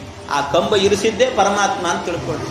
ಭಗವಂತ ಇರಿಸಿರ್ತಾನೆ, ಇಲ್ಲ ಇನ್ನೇನೋ ಅನಾಹುತ ಆಗ್ತಿರ್ತದೆ, ಅದೆಲ್ಲ ತಪ್ಪಿಸ್ತಾ ಇರ್ತಾನೆ ಅಂದ್ರೆ ಅದು ಪರಮಾತ್ಮನೇ ಮಾಡೋದು ಅಂತ ಅರ್ಥ. ಹಾಗಾಗಿ ಸರ್ವ ರಕ್ಷಾಂ, ಎಲ್ಲ ಕಡೆಯಲ್ಲೂ ಕೂಡ ರಕ್ಷಣೆ ಮಾಡುವವನು ಭಗವಂತ ಅಂತ. ಅವನು ಹೇಗೆ ಬರ್ತಾನೆ ಅಂದ್ರೆ ರಕ್ಷಣೆ ಮಾಡಲಿಕ್ಕೆ ಸರ್ವ ಎಲ್ಲ ಕಡೆಯಲ್ಲೂ ರಕ್ಷಣೆ ಮಾಡಲಿಕ್ಕೆ ಯಾವ ರೀತಿಯಲ್ಲಿ ಬರ್ತಾನೆ ಪರಮಾತ್ಮ ಅಂತ ಕೇಳಿದ್ರೆ, ಅದಕ್ಕೆ ನಾವು ಕರೆದ್ರೆ ಯಾರಾದ್ರೂ ಬರಬೇಕು ಅಂದ್ರೆ ಬೇಗ ಬರ್ತಾರ ಹೇಳಿ. ನಾವು ಸರಿಯಾಗಿ ಒಂದೊಂದು ದಿವಸ ಯಾರಾದ್ರೂ ಬ್ರಾಹ್ಮಣರನ್ನ ಸ್ವಾಮಿ ನಮ್ಮ ಮನೆಗೆ ಒಂದು ಊಟಕ್ಕೆ ಬರ್ರಿ ಅಂತ ಕರೆದ್ರೇನೆ, ಅಯ್ಯೋ ಇವಾಗ ಬಂದು ಹೇಳಿದ್ರೆ ನಾನೇನು ಮಾಡಲಿ, ಒಂದು ವಾರ ಮೊದಲೇ ಹೇಳಬೇಕು, ನಾನು ಬೇರೆ ಎಲ್ಲೋ ಒಪ್ಕೊಂಡಿದ್ದೀನಿ ಅಂತ ಹೇಳ್ತಾರೆ. ಅಥವಾ ನೀವು ಹೇಳಿದ್ರು ಕೂಡ ಕೆಲವೊಮ್ಮೆ ಊಟಕ್ಕೆ ಬರ್ರಿ ಅಂತ ಹೇಳಿಬಿಟ್ರೆ ಬ್ರಾಹ್ಮಣರನ್ನ ಕರೆದಿರ್ತೀವಿ, ಬರುದಿಲ್ಲ, ಬೇಗ ಬರುವುದಿಲ್ಲ, ಕಾಯಿರಿ ಅಂತ ಸುಮ್ಮನೆ ಕಾಯಿಸ್ತಿರ್ತಾರೆ. ಹೀಗೆಲ್ಲ ಇರ್ತದೆ. ಆದರೆ ಪರಮಾತ್ಮ ಹೇಗೆ ಅಂದ್ರೆ ಈ ರೀತಿ ಅವ್ಯವಸ್ಥೆ ಮಾಡೋದೇ ಇಲ್ಲ ಭಗವಂತ. ಯಾಕೆ? ನನ್ನ ಭಕ್ತರು ನನ್ನನ್ನು ಯಾವಾಗಲೂ ಕರಿತಾ ಇರ್ತಾರೆ ಅಂತ ಹೇಳಿ ಅದಕ್ಕೇನು ಮಾಡ್ತಾನೆ, ಒಂದು ವಾಹನದ ಮೇಲೆ ಕೂತೇ ಇರ್ತಾನಂತೆ ಯಾವಾಗಲೂ ಕೂಡ. ಆ ವಾಹನ ಯಾವುದು ಅಂದ್ರೆ ಅದನ್ನು ಹೇಳ್ತಾರೆ, ನ್ಯಸ್ತಾಂಗ್ರಿ ಪದ್ಮ ಪತಗೇಂದ್ರ ಪೃಷ್ಠೆ. ನ್ಯಸ್ತಾಂಗ್ರಿ ಪದ್ಮ ಪತಗೇಂದ್ರ ಪೃಷ್ಠೆ. ಪತಗೇಂದ್ರ ಅಂತ ಹೇಳಿದ್ರೆ ಆ ಹಕ್ಕಿಗಳ ರಾಜ ಅಂದ್ರೆ ಗರುಡ ಅಂತ ಅರ್ಥ. ಆ ಗರುಡನ ಮೇಲೆ ಕೂತುಕೊಂಡೇ ಇರ್ತಾನಂತೆ ಪರಮಾತ್ಮ. ಹೇಗೆ ಇರ್ತಾನೆ ಅಂತ ಹೇಳಿದ್ರೆ, ನ್ಯಸ್ತಾಂಗ್ರಿ ಪದ್ಮ ಪತಗೇಂದ್ರ ಪೃಷ್ಠೆ. ನ್ಯಸ್ತ ಅಂಗ್ರಿ ಪದ್ಮ ಅಂತ ಹೇಳ್ತಾರೆ. ಅವನ ಪಾದಗಳನ್ನು ಅಲ್ಲಿ ಇಟ್ಟಿರ್ತಾನಂತೆ, ಅವನ ಭುಜದ ಮೇಲೆ ಇಟ್ಟಿರ್ತಾನಂತೆ. ಎಂಥ ಯೋಗ ನೋಡಿ ಅವನಿಗೆ. ಅವನ ಭುಜಗಳ ಮೇಲೆ 2 ಪಾದಗಳನ್ನು ಹೀಗಿಟ್ಟಿರ್ತಾನಂತೆ ಪರಮಾತ್ಮ. ಅವನ ಪಾದದಲ್ಲಿ ಏನೆಲ್ಲ ಇದೆ ಅಂತ ನಿಮಗೆ ಗೊತ್ತೇ ಇದೆ. ಪಾದದಲ್ಲಿ ಶಂಖ, ಚಕ್ರ, ಗದ, ಪದ್ಮ ಎಲ್ಲಾ ಚಿಹ್ನೆಗಳು ಇದೆ. ಅವನಿಗೆ ಯಾವಾಗಲೂ ಕೂಡ ತಪ್ತ ಮುದ್ರಾ ಧಾರಣೆ ನಮಗೆಲ್ಲ ಸ್ವಾಮಿಗಳು ಮಾಡುತ್ತಾ ಇದ್ರೆ ಅವನಿಗೆ ಸಾಕ್ಷಾತ್ ಪರಮಾತ್ಮನೇ ಮಾಡ್ತಿರ್ತಾನಂತೆ. ಎಲ್ಲ ಶಂಖಚಕ್ರಾದಿಗಳನ್ನು ಅವನೇ ಒತ್ತಾ ಇರ್ತಾನಂತೆ ಪರಮಾತ್ಮ ಆ ಪತಗೇಂದ್ರನಿಗೆ. ಹಾಗಾಗಿ ಅವನೇ ಒತ್ತುತ್ತಾ ಅವನನ್ನು ರಕ್ಷಣೆ ಮಾಡುತ್ತಾ ಇರ್ತಾನಂತೆ. ಹಾಗಾಗಿ ಯಾವಾಗಲೂ ಕೂಡ ವೀರ ವೈಷ್ಣವ ಚಿಹ್ನೆಯನ್ನ ಧರಿಸಿದ್ದರಿಂದಾಗಿ ಒಂದು ದಿವಸವೂ ಕೂಡ ಆಕ್ಸಿಡೆಂಟ್ ಆಗೋದಿಲ್ಲಂತ ಅವನಿಗೆ. ಎಲ್ಲಾದ್ರೂ ಇದೆಯಾ ನೋಡ್ರಿ, ನೀವು ಕೇಳಿರ್ತೀರಿ, ಕತೆ ಕೇಳಿರ್ತೀರಿ. ರುದ್ರದೇವರಿಗೆ ಆಗಬೇಕಾದ್ರೆ ವಾಹನ ಅಂತ ಹೇಳಿದ್ರೆ ನಂದಿ ವಾಹನ ಅಂತಾರೆ. ನಂದಿ ಎಡವಿ ಬಿದ್ದಿದೆ ಅಂತ ಗೊತ್ತಾಗತ್ತೆ. ಗಣಪತಿ ವಾಹನ ಅಂದ್ರೆ ಇಲಿ ಅಂತ, ಇಲಿ ಎಡವಿದೆ ಅಂತ ಗೊತ್ತಾಗತ್ತೆ. ಎಲ್ಲವೂ ಕೂಡ ಎಡವಿದ್ದಾರೆ. ಆದ್ರೆ ಯಾವತ್ತಾದ್ರೂ ಕೂಡ ಎಲ್ಲಾದ್ರೂ ಪುರಾಣದಲ್ಲಿ ಕತೆ ಕೇಳಿದ್ದೀರಾ? ಗರುಡ ದೇವರು ಕೂಡ ಎಡವಿ ಬಿದ್ದಾರೆ, ಪರಮಾತ್ಮ ಬಿದ್ದಿದ್ದಾನೆ ಅಂತ ಕೇಳಿದ್ದೀರಾ ಕತೆ? ಇಲ್ಲವೇ ಇಲ್ಲ. ಗರುಡ ಬಿದ್ದಿದ್ದಾನೆ ಬೇಕಾದ್ರೆ, ಆದ್ರೆ ಪರಮಾತ್ಮ ಬೀಳಲಿಲ್ಲ. ಅದು ಯಾಕೆ ಅಂದ್ರೆ ಪರಮಾತ್ಮ ಅದನ್ನು ಹೇಳುವಾಗ ಆ ಮಾತು ಹೇಳಿದ್ದಾರೆ ವೇದವ್ಯಾಸದೇವರು. ನ್ಯಸ್ತಾಂಗ್ರಿ ಪದ್ಮ ಪತಗೇಂದ್ರ ಪೃಷ್ಠೆ ಅಂತ. ಅಂಗ್ರಿ ಪದ್ಮ ಅಂತ, ಅಂಗ್ರಿ ಪದ್ಮ ಅಂತ ಹೇಳಿದ್ರೆ ಕಮಲದಂತ ಪಾದವನ್ನ ಅಂತ ಅರ್ಥ. ಕಮಲದಂತ ಪಾದವನ್ನ ಅವನ ಭುಜದ ಮೇಲೆ ಇಟ್ಟಿದ್ದಾನೆ ಅಂದ್ರೆ ಅರ್ಥ ಏನು? ಯಾರಾದರೂ ಕೂಡ ಕಮಲವನ್ನ ಭುಜದ ಮೇಲಿಟ್ಟುಕೊಂಡ್ರೆ ಎಷ್ಟು ಚೆನ್ನಾಗಿರುತ್ತೆ ಆ ಕಮಲ, ಎಷ್ಟು ಹಗುರವಾಗಿರುತ್ತೆ. ಅದನ್ನ ಭುಜದ ಮೇಲಿಟ್ಟುಕೊಂಡ್ರೆ ಏನಾದ್ರೂ ಭಾರ ಅಂತ ಅನಿಸುತ್ತಾ? ಏನೂ ಇಲ್ಲ. ಹಾಗೆ ಭಗವಂತನ ಪಾದವನ್ನ ಕಮಲಕ್ಕೆ ಹೋಲಿಸೋದ್ರ ಮೂಲಕವಾಗಿ ಭಗವಂತ ಆ ಪತಗೇಂದ್ರನ ಮೇಲೆ ಅಂದ್ರೆ ಗರುಡನ ಮೇಲೆ ಒಂದು ದಿವಸವೂ ಭಾರ ಹಾಕಿಲ್ಲ ಅಂತ ಹೇಳ್ತಾ ಇದ್ದಾರೆ. ಭಾರವೇ ಹಾಕಿಲ್ಲ ಅಂತ. ಭಾರವನ್ನ ಹಾಕದೇನೆ ನ್ಯಸ್ತಾಂಗ್ರಿ ಪದ್ಮ ಪತಗೇಂದ್ರ ಪೃಷ್ಠೆ, ಆ ಭುಜದ ಮೇಲೆ ಇಟ್ಟಿದ್ದಾನೆ ಅಂತ. ಭಗವಂತ ಅಷ್ಟನ್ನು ಇಟ್ಟಿದ್ದಾನಲ್ಲ, ಅದರ ಜೊತೆಗೇನು ಮಾಡಿದ್ದಾನಂತೆ ಪರಮಾತ್ಮ, ಅವನ ಕೈಯಲ್ಲಾಗಬೇಕಾದ್ರೆ 8 ಆಯುಧಗಳನ್ನು ಹಿಡಿದಿದ್ದಾನೆ ಅಂತ ಹೇಳ್ತಾರೆ. ಧರಾರಿ ಚರ್ಮಾಸಿ ಗದೇಶು ಚಾಪ ಪಾಶಾಂದದಾನೋ ಅಷ್ಟ ಗುಣೋಷ್ಟ ಬಾಹು. ಅವನು ಅಷ್ಟ ಬಾಹುಗಳಂತೆ, 8 ಬಾಹುಗಳು. ಆ 8 ಬಾಹುಗಳಲ್ಲೂ ಕೂಡ ಶಂಖ, ಚಕ್ರ, ಗುರಾಣಿ, ಖಡ್ಗ, ಗದ, ಬಾಣ, ಧನುಸ್ಸು ಅಂತ ಈ ಪಾಶಗಳನ್ನು ಧರಿಸಿದ್ದಾನಂತೆ ಪರಮಾತ್ಮ. 8 ಧರಿಸಿದ್ದಾನೆ. ಒಂದೊಂದಕ್ಕೂ ಒಂದೊಂದು ಚಿಂತನೆಗಳಿದ್ದಾವೆ. 1-2 ಚಿಂತನೆ ಹೇಳುತ್ತೇನೆ. ಪರಮಾತ್ಮ ಶಂಖವನ್ನು ಧಾರಣೆ ಮಾಡಿದ್ದಾನೆ ಅಂತ. ಪರಮಾತ್ಮನ ಕೈಯಲ್ಲಿ ಶಂಖ ಇದೆ. ಆ ಶಂಖ ಯಾವುದು ಅಂದ್ರೆ ಆ ಶಂಖದ ಹೆಸರು ಪಾಂಚಜನ್ಯ ಅಂತ. ಪಾಂಚಜನ್ಯ ಅನ್ನುವಂಥ ರಾಕ್ಷಸನ ಸಂಹಾರ ಮಾಡಿ ಅವನಲ್ಲಿದ್ದಂಥ ಅದನ್ನು ಕಸಕೊಂಡಿದ್ದಾನೆ ಪರಮಾತ್ಮ. ಆ ಶಂಖವನ್ನ ಸ್ಮರಣೆ ಮಾಡಬೇಕು ಅಂತ. ಶಂಖವನ್ನ ಕೆಲವರು ಹೇಳ್ತಿರ್ತಾರೆ, ಶಂಖವನ್ನ ಏನು ಕೆಲಸ ಇಲ್ಲ ಅಂದ್ರೆ ಶಂಖ ಊದು ಅಂತಿರ್ತಾರೆ. ಹಾಗಲ್ಲ, ಶಂಖವನ್ನು ಊದೋದಲ್ಲ, ಶಂಖವನ್ನು ಸ್ಮರಣೆ ಮಾಡೋದು ಅಂತ. ಶಂಖ ಸ್ಮರಣೆ ಮಾಡಬೇಕಂತೆ ಯಾವಾಗಲೂ ಪರಮಾತ್ಮನ. ಎಂಥ ಶಂಖ ಅದು ಅಂತ ಹೇಳುವಾಗ ಆ ಶಂಖದಲ್ಲಿ ಎಷ್ಟು ಸನ್ನಿಧಾನ ಇದೆ ಅಂತ ಹೇಳುತ್ತಾರೆ. ಎಷ್ಟು ಸನ್ನಿಧಾನ ಇದೆ ಅದರಲ್ಲಿ. ಅದನ್ನ ಒಂದೊಂದರಲ್ಲೂ ಕೂಡ ಒಂದು ಅಗ್ರದಲ್ಲಿ ಒಂದು ಸನ್ನಿಧಾನ, ಹಿಂದೆ ಒಂದು, ಮಧ್ಯದಲ್ಲೊಂದು, ಅಗ್ರೆ ಗಂಗಾ ಸರಸ್ವತಿ ಎಲ್ಲ ಹೇಳ್ತಾರೆ. ಅದನ್ನ ಒಂದು ಸರ್ತಿ ಊದಿದ್ರು ಅಂತಾದ್ರೆ, ಅದನ್ನ ಒಂದು ಸರ್ತಿ ಏನಾದರೂ ಕೂಡ ಶಂಖಧ್ವನಿಯನ್ನು ಮಾಡಿದ್ರು ಅಂತಾದ್ರೆ ತನ್ಮಾತ್ರದಿಂದಾಗಿ ಹೇಳುವಾಗ ಗರ್ಭಾದೇವಾರಿ ನಾರೀಣಾಂ ವಿಶೀರ್ಯಂತೆ ಸಹಸ್ರದ. ಗರ್ಭ ದೇವಾರಿ ನಾರೀಣಾಂ. ಗರ್ಭ ಯಾರ ಗರ್ಭ ಎನ್ನುವುದು, ಗರ್ಭದಲ್ಲಿ ಇರುವಂತ ಕೂಸು 1000 ಹೋಳಾಗತ್ತಂತೆ. ಯಾರ ಗರ್ಭದಲ್ಲಿರುವ ಕೂಸು ಅಂದ್ರೆ ಎಲ್ರದ್ದು ಅಲ್ಲ, ಮತ್ತೆ ಯಾರದ್ದು ಅಂದ್ರೆ ದೇವ ಅರಿನಾರೀಣಾಂ ಅಂತ ಹೇಳುತ್ತಾರೆ. ದೇವತೆಗಳ ಅರಿ ಅಂದ್ರೆ ಶತ್ರುಗಳು, ಅಂದ್ರೆ ರಾಕ್ಷಸರು ಅಂತ. ಅವರ ನಾರೀಣಾಂ, ಅವರ ಹೆಂಡಂದಿರು. ಆ ನಾರಿಯರ ಗರ್ಭ ಎನ್ನುವುದು 1000 ಹೋಳಾಗಿ ಹೋಗುತ್ತೆ ಅಂತ ಹೇಳ್ತಾರೆ. ಹೀಗೆ ಆದ್ರಿಂದಾಗಿ ಅಂಥ ಪಾಂಚಜನ್ಯವನ್ನ ನಾವೇನಾದರೂ ನಿತ್ಯದಲ್ಲೂ ಕೂಡ ಸ್ಮರಣೆ ಮಾಡಿದೀವಿ ಅಂತಾದ್ರೆ ನಮಗೂ ಕೂಡ ಆಗಬೇಕಾದ್ರೆ ಯಾವ ಅರಿಗಳಿದ್ದಾರೆ, ರಾಕ್ಷಸರಿದ್ದಾರೆ, ಅವರೆಲ್ಲರೂ ಕೂಡ 1000 ಹೋಳಾಗಿ ಹೋಗ್ತಾರೆ, ನಮ್ಮ ಹತ್ತಿರದಲ್ಲಿ ಬರೋದಿಲ್ಲ ಅಂತ ಹೇಳಿದ್ದಾರೆ. ಆಮೇಲೆ ಇನ್ನೊಂದು ಹೇಳಿದ್ರು, ಮತ್ತೊಂದು ಏನು ಅಂದ್ರೆ ಚಕ್ರ ಅಂತ, ಚಕ್ರವನ್ನು ಹೇಳಿದ್ದಾರೆ. ಚಕ್ರ ಅಂತ ಹೇಳಿದ್ರೆ ಚಕ್ರವೂ ಕೂಡ ನಿಮಗೆಲ್ಲ ಗೊತ್ತಿರುವಂತೆ ಚಕ್ರದ ಕಥೆಯಂತೂ ಭಾಗವತದಲ್ಲೇ ಬಂದಿದೆ. ಅಂಬರೀಷ ಮಹಾರಾಜನ ಚರಿತ್ರೆ ಹೇಳುವಾಗ ಪರಮಾತ್ಮನ ಆ ಸುದರ್ಶನ ಅನ್ನುವಂಥ ಚಕ್ರ ಏನಿದೆ, ಆ ಚಕ್ರ ಎನ್ನುವಂತಹದ್ದು ಎಲ್ಲಿ ತನಕ 3 ಲೋಕವನ್ನ ಓಡಾಡಿದ್ರೂ ಕೂಡ ಬಿಡ್ಲಿಲ್ಲ ಆ ಇವರಿಗೆ ಋಷಿಗಳಿಗೆ. ಆದ್ರಿಂದ ಆ ಋಷಿಗಳನ್ನ ಅಲ್ಲಿಂದ ಇಲ್ಲಿ ತನಕಲೂ ಕೂಡ ಕರ್ಕೊಂಡು ಬಂದರು. ಕೊನೆಗಾಗಬೇಕಾದ್ರೆ ಏನಾಯ್ತು? ಕೊನೆಗೆ ಅಂಬರೀಷ ಮಹಾರಾಜನ ಬಳಿಗೆ ಬಂತು. ಅಂಬರೀಷ ಮಹಾರಾಜನ ಬಳಿಗೆ ಬಂದು ಕೊನೆಗೆ ಅಂಬರೀಷ ರಾಜನೇ ಹೇಳಿದ, ಸುದರ್ಶನ ಮಹಾಜ್ವಾಲ ಕೋಟಿ ಸೂರ್ಯ ಸಮಪ್ರಭ ಅಜ್ಞಾನಾಂಧಸ್ಯ ಮೇ ನಿತ್ಯಂ ವಿಷ್ಣೋರ್ ಮಾರ್ಗಂ ಪ್ರದರ್ಶಯ ಅಂತ. ಆ ಚಕ್ರವೊಂದು ನಿತ್ಯವೂ ಸ್ಮರಣೆ ಮಾಡ್ತಾ ಇದ್ರೆ ನಾವು ನಮ್ಮ ಅಜ್ಞಾನವನ್ನ ಕತ್ತರಿಸಿ ಹಾಕತ್ತಂತೆ. ಅಜ್ಞಾನ ಅಂದ್ರೆ ಅದು ತಮಸ್ಸು, ತಮಸ್ಸಿಗೆ ಸಂಕೇತ. ತಮಸ್ಸು ಅಂದ್ರೆ ಕತ್ತಲು ಅಂತ ಅರ್ಥ.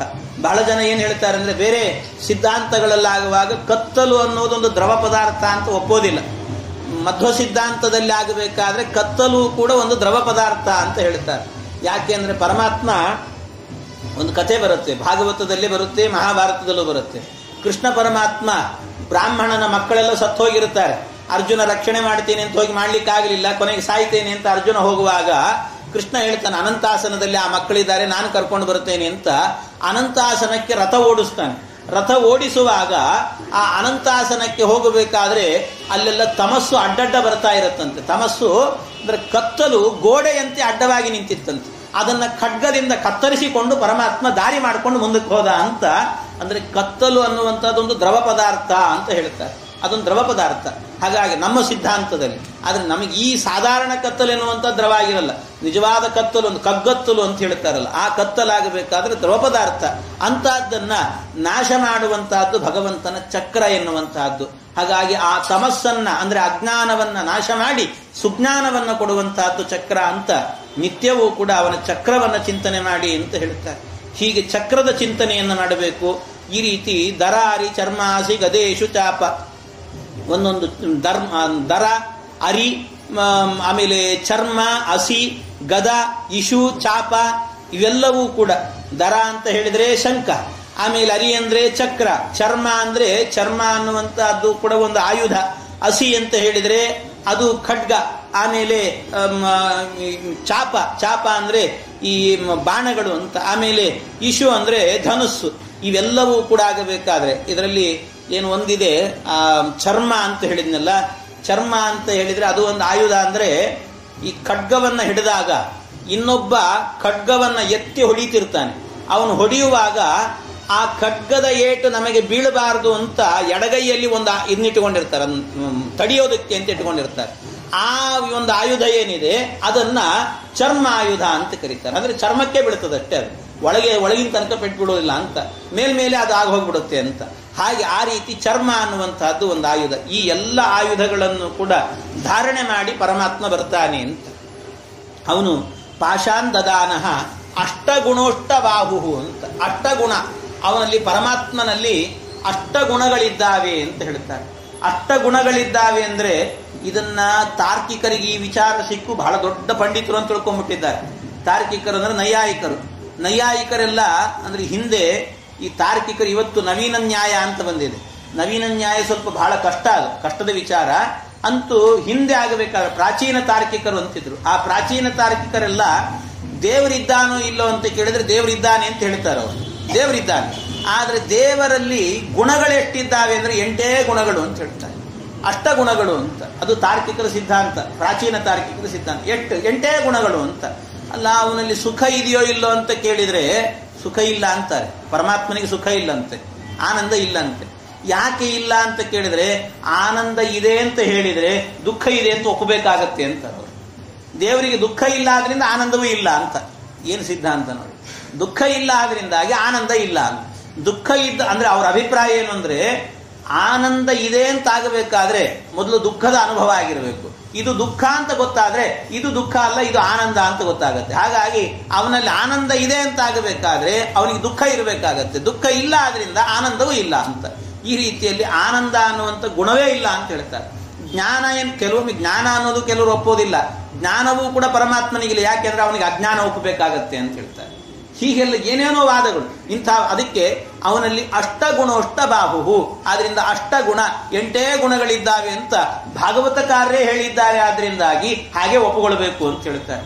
ಆದ್ರೆ ಇದಕ್ಕೆಲ್ಲ ಸತ್ಯಧರ್ಮ ತೀರ್ಥರು, ಆಚಾರ್ಯರು ಎಲ್ಲ ವ್ಯಾಖ್ಯಾನ ಮಾಡಿ ಹೇಳ್ತಾರೆ. ಈ ರೀತಿಯಲ್ಲಿ ತಾರ್ಕಿಕ ಸಿದ್ಧಾಂತದಂತೆ ಅಷ್ಟಗುಣಗಳು ಅಂತ ತಿಳ್ಕೊಳ್ಬೇಡ್ರಿ. ಇಲ್ಲಿ ಅಷ್ಟಗುಣಗಳು ಅಂತ ಹೇಳಿದ್ರೆ ಯಾವುದು ಅಂತ ಕೇಳಿದ್ರೆ, ಅಷ್ಟಗುಣ ಅಂತ ಹೇಳಿದ್ರೆ ಇಲ್ಲಿ ಅಣಿಮಾದಿ ಗುಣಗಳಿದ್ದಾವಲ್ಲ, ಅಣಿಮಾ ಮಹಿಮಾ ಚೈವ ಗರಿಮಾ ಲಘಿಮಾ ತತ ಪ್ರಾಪ್ತಿ ಪ್ರಾಕಾಮ್ಯಮೀಶಿತ್ವಂ ವಶಿತ್ವಂ ಚಾಷ್ಟಸಿದ್ಧಯ. ಅಷ್ಟಸಿದ್ಧಿಗಳಿದ್ದಾವಲ್ಲ, ಈ ಅಷ್ಟಸಿದ್ಧಿಗಳೇನೇ ಪರಮಾತ್ಮನಲ್ಲಿ ಇರುವಂತಹ ಅಷ್ಟಗುಣಗಳು ಅಂತ ಚಿಂತನೆ ಮಾಡಬೇಕು ಅಂತ. ಅಷ್ಟಗುಣಗಳು ಅಂತ, ಆ ಅಷ್ಟಗುಣಗಳು ಅಂತ ಹೇಳಿದ್ರೆ ಅಣಿಮಾ ಮಹಿಮಾ ಚೈವ. ಅಣಿಮಾ ಅಂತ ಹೇಳಿದ್ರೆ ಅವರು ಅತ್ಯಂತ ಬಹಳ ಸಣ್ಣ ವ್ಯಕ್ತಿಗಳು, ಅಣುವಿನಂತೆ ಆಗಿಬಿಡ್ತಾರಂತೆ. ಪರಮಾತ್ಮ ಅಣೋರಣೀಯಾನ್ ಮಹತೋ ಮಹೀಯಾನ್ ಅಂತ ಹೇಳ್ತಾರೆ. ಅಣುವಿನಲ್ಲಿ ಅಣುವಾಗಿ, ಅವನು ಅಣುವಿನಲ್ಲೂ ಅಣುವಾಗಿರ್ತಾನಂತೆ. ಯಾವುದೋ ಒಂದು ಸಣ್ಣ ಅಣು ಪದಾರ್ಥವನ್ನು ತಗೊಂಡ್ರೂ ಕೂಡ ಕಣ್ಣಿಗೆ ಕಾಣಿಸೋದಿಲ್ಲ ಅಣು ಅನ್ನುವಂತಹದ್ದು. ಆ ಅಣುವಿನಲ್ಲೂ ಕೂಡ ಪರಮಾತ್ಮನ ಒಂದು ರೂಪ ಇದೆ ಅಂತ. ಅಣುವಿನಲ್ಲಿ ಅಣುವಾಗಿ ಇರ್ತಾನಂತೆ ಭಗವಂತ. ಹಾಗೆ ಮಹತ್ತಿನಲ್ಲಿ, ಮಹತ್ತು ಅಂತ ಹೇಳಿದ್ರೆ ಆಕಾಶ ದೊಡ್ಡದಾಗಿದೆ. ಆ ದೊಡ್ಡದಾದ ಆಕಾಶದಲ್ಲಿ ವ್ಯಾಪ್ತನಾಗಿಯೂ ಕೂಡ ಇರ್ತಾನಂತೆ. ಹಾಗಾಗಿ ಅವನಲ್ಲಿ ಅಣಿಮಾ ಅನ್ನುವ ಶಕ್ತಿಯೂ ಇದೆ, ಮಹಿಮಾ ಅನ್ನುವ ಶಕ್ತಿಯೂ ಇದೆ. ಅಣಿಮಾ ಮಹಿಮಾ ಚೈವ ಗರಿಮಾ ಲಘಿಮಾ ತತ್ತ. ಅವನು ತೂಕ ಜಾಸ್ತಿ ಮಾಡ್ಕೊಳ್ಳಿಕ್ಕೂ ಗೊತ್ತು, ಲಘಿಮಾ ತೂಕವನ್ನು ಕಮ್ಮಿ ಮಾಡ್ಕೊಳ್ಳಿಕ್ಕೂ ಗೊತ್ತಂತೆ. ಗರುಡ ದೇವರ ಮೇಲೆ ಯಾವಾಗ್ಲೂ ತೂಕ ಹಾಕೋದಿಲ್ಲ, ಭಾರ ಹಾಕೋದಿಲ್ಲ ಅಂತೆ ಪರಮಾತ್ಮ. ಭಾರ ಹಾಕದೇನೆ ಸುಮ್ಮನೆ ಹೋಗ್ತಿರ್ತಾನೆ. ಅದು ಒಂದ್ಸರ್ತಿ ಗರುಡ ದೇವರಿಗೆ ಹೀಗೆ ಆಯ್ತು ಅಂತ ಒಂದು ಕಥೆ ಬರ್ತದೆ ಪುರಾಣದಲ್ಲಿ. ಏನು ಅಂದ್ರೆ ಗರುಡ ದೇವರಿಗೆ ಅನಿಸ್ಬಿಡುತ್ತಂತೆ, ಪರಮಾತ್ಮನನ್ನ ಎಲ್ಲರೂ ಕೂಡ ಏನಂತಾರೆ, ವಿಶ್ವಂಭರ ಅಂತ ಕರೀತಾರೆ. ಯಾಕೆ ಅಂದ್ರೆ ಇಡೀ ಜಗತ್ತನ್ನು ತನ್ನ ಉದರದಲ್ಲಿ ಹೊತ್ತಿದ್ದಾನೆ ಪರಮಾತ್ಮ. ವಿಶ್ವಂಭರ, ಅವನು ವಿಶ್ವವನ್ನೇ ತನ್ನ ಉದರದಲ್ಲಿ ಹೊತ್ತವನಾದ್ರಿಂದ ವಿಶ್ವಂಭರ. ಹಾಗಾದ್ರೆ ಗರುಡ ದೇವರು ಅಂದುಕೊಳ್ತಾರೆ, ಅಲ್ಲ ಹಾಗಾದ್ರೆ ವಿಶ್ವಂಭರನನ್ನು ನಾನು ಹೊತ್ತಿದ್ದೀನಲ್ಲ, ಹಾಗಾದ್ರೆ ನಾನೇನಾಗಬೇಕು?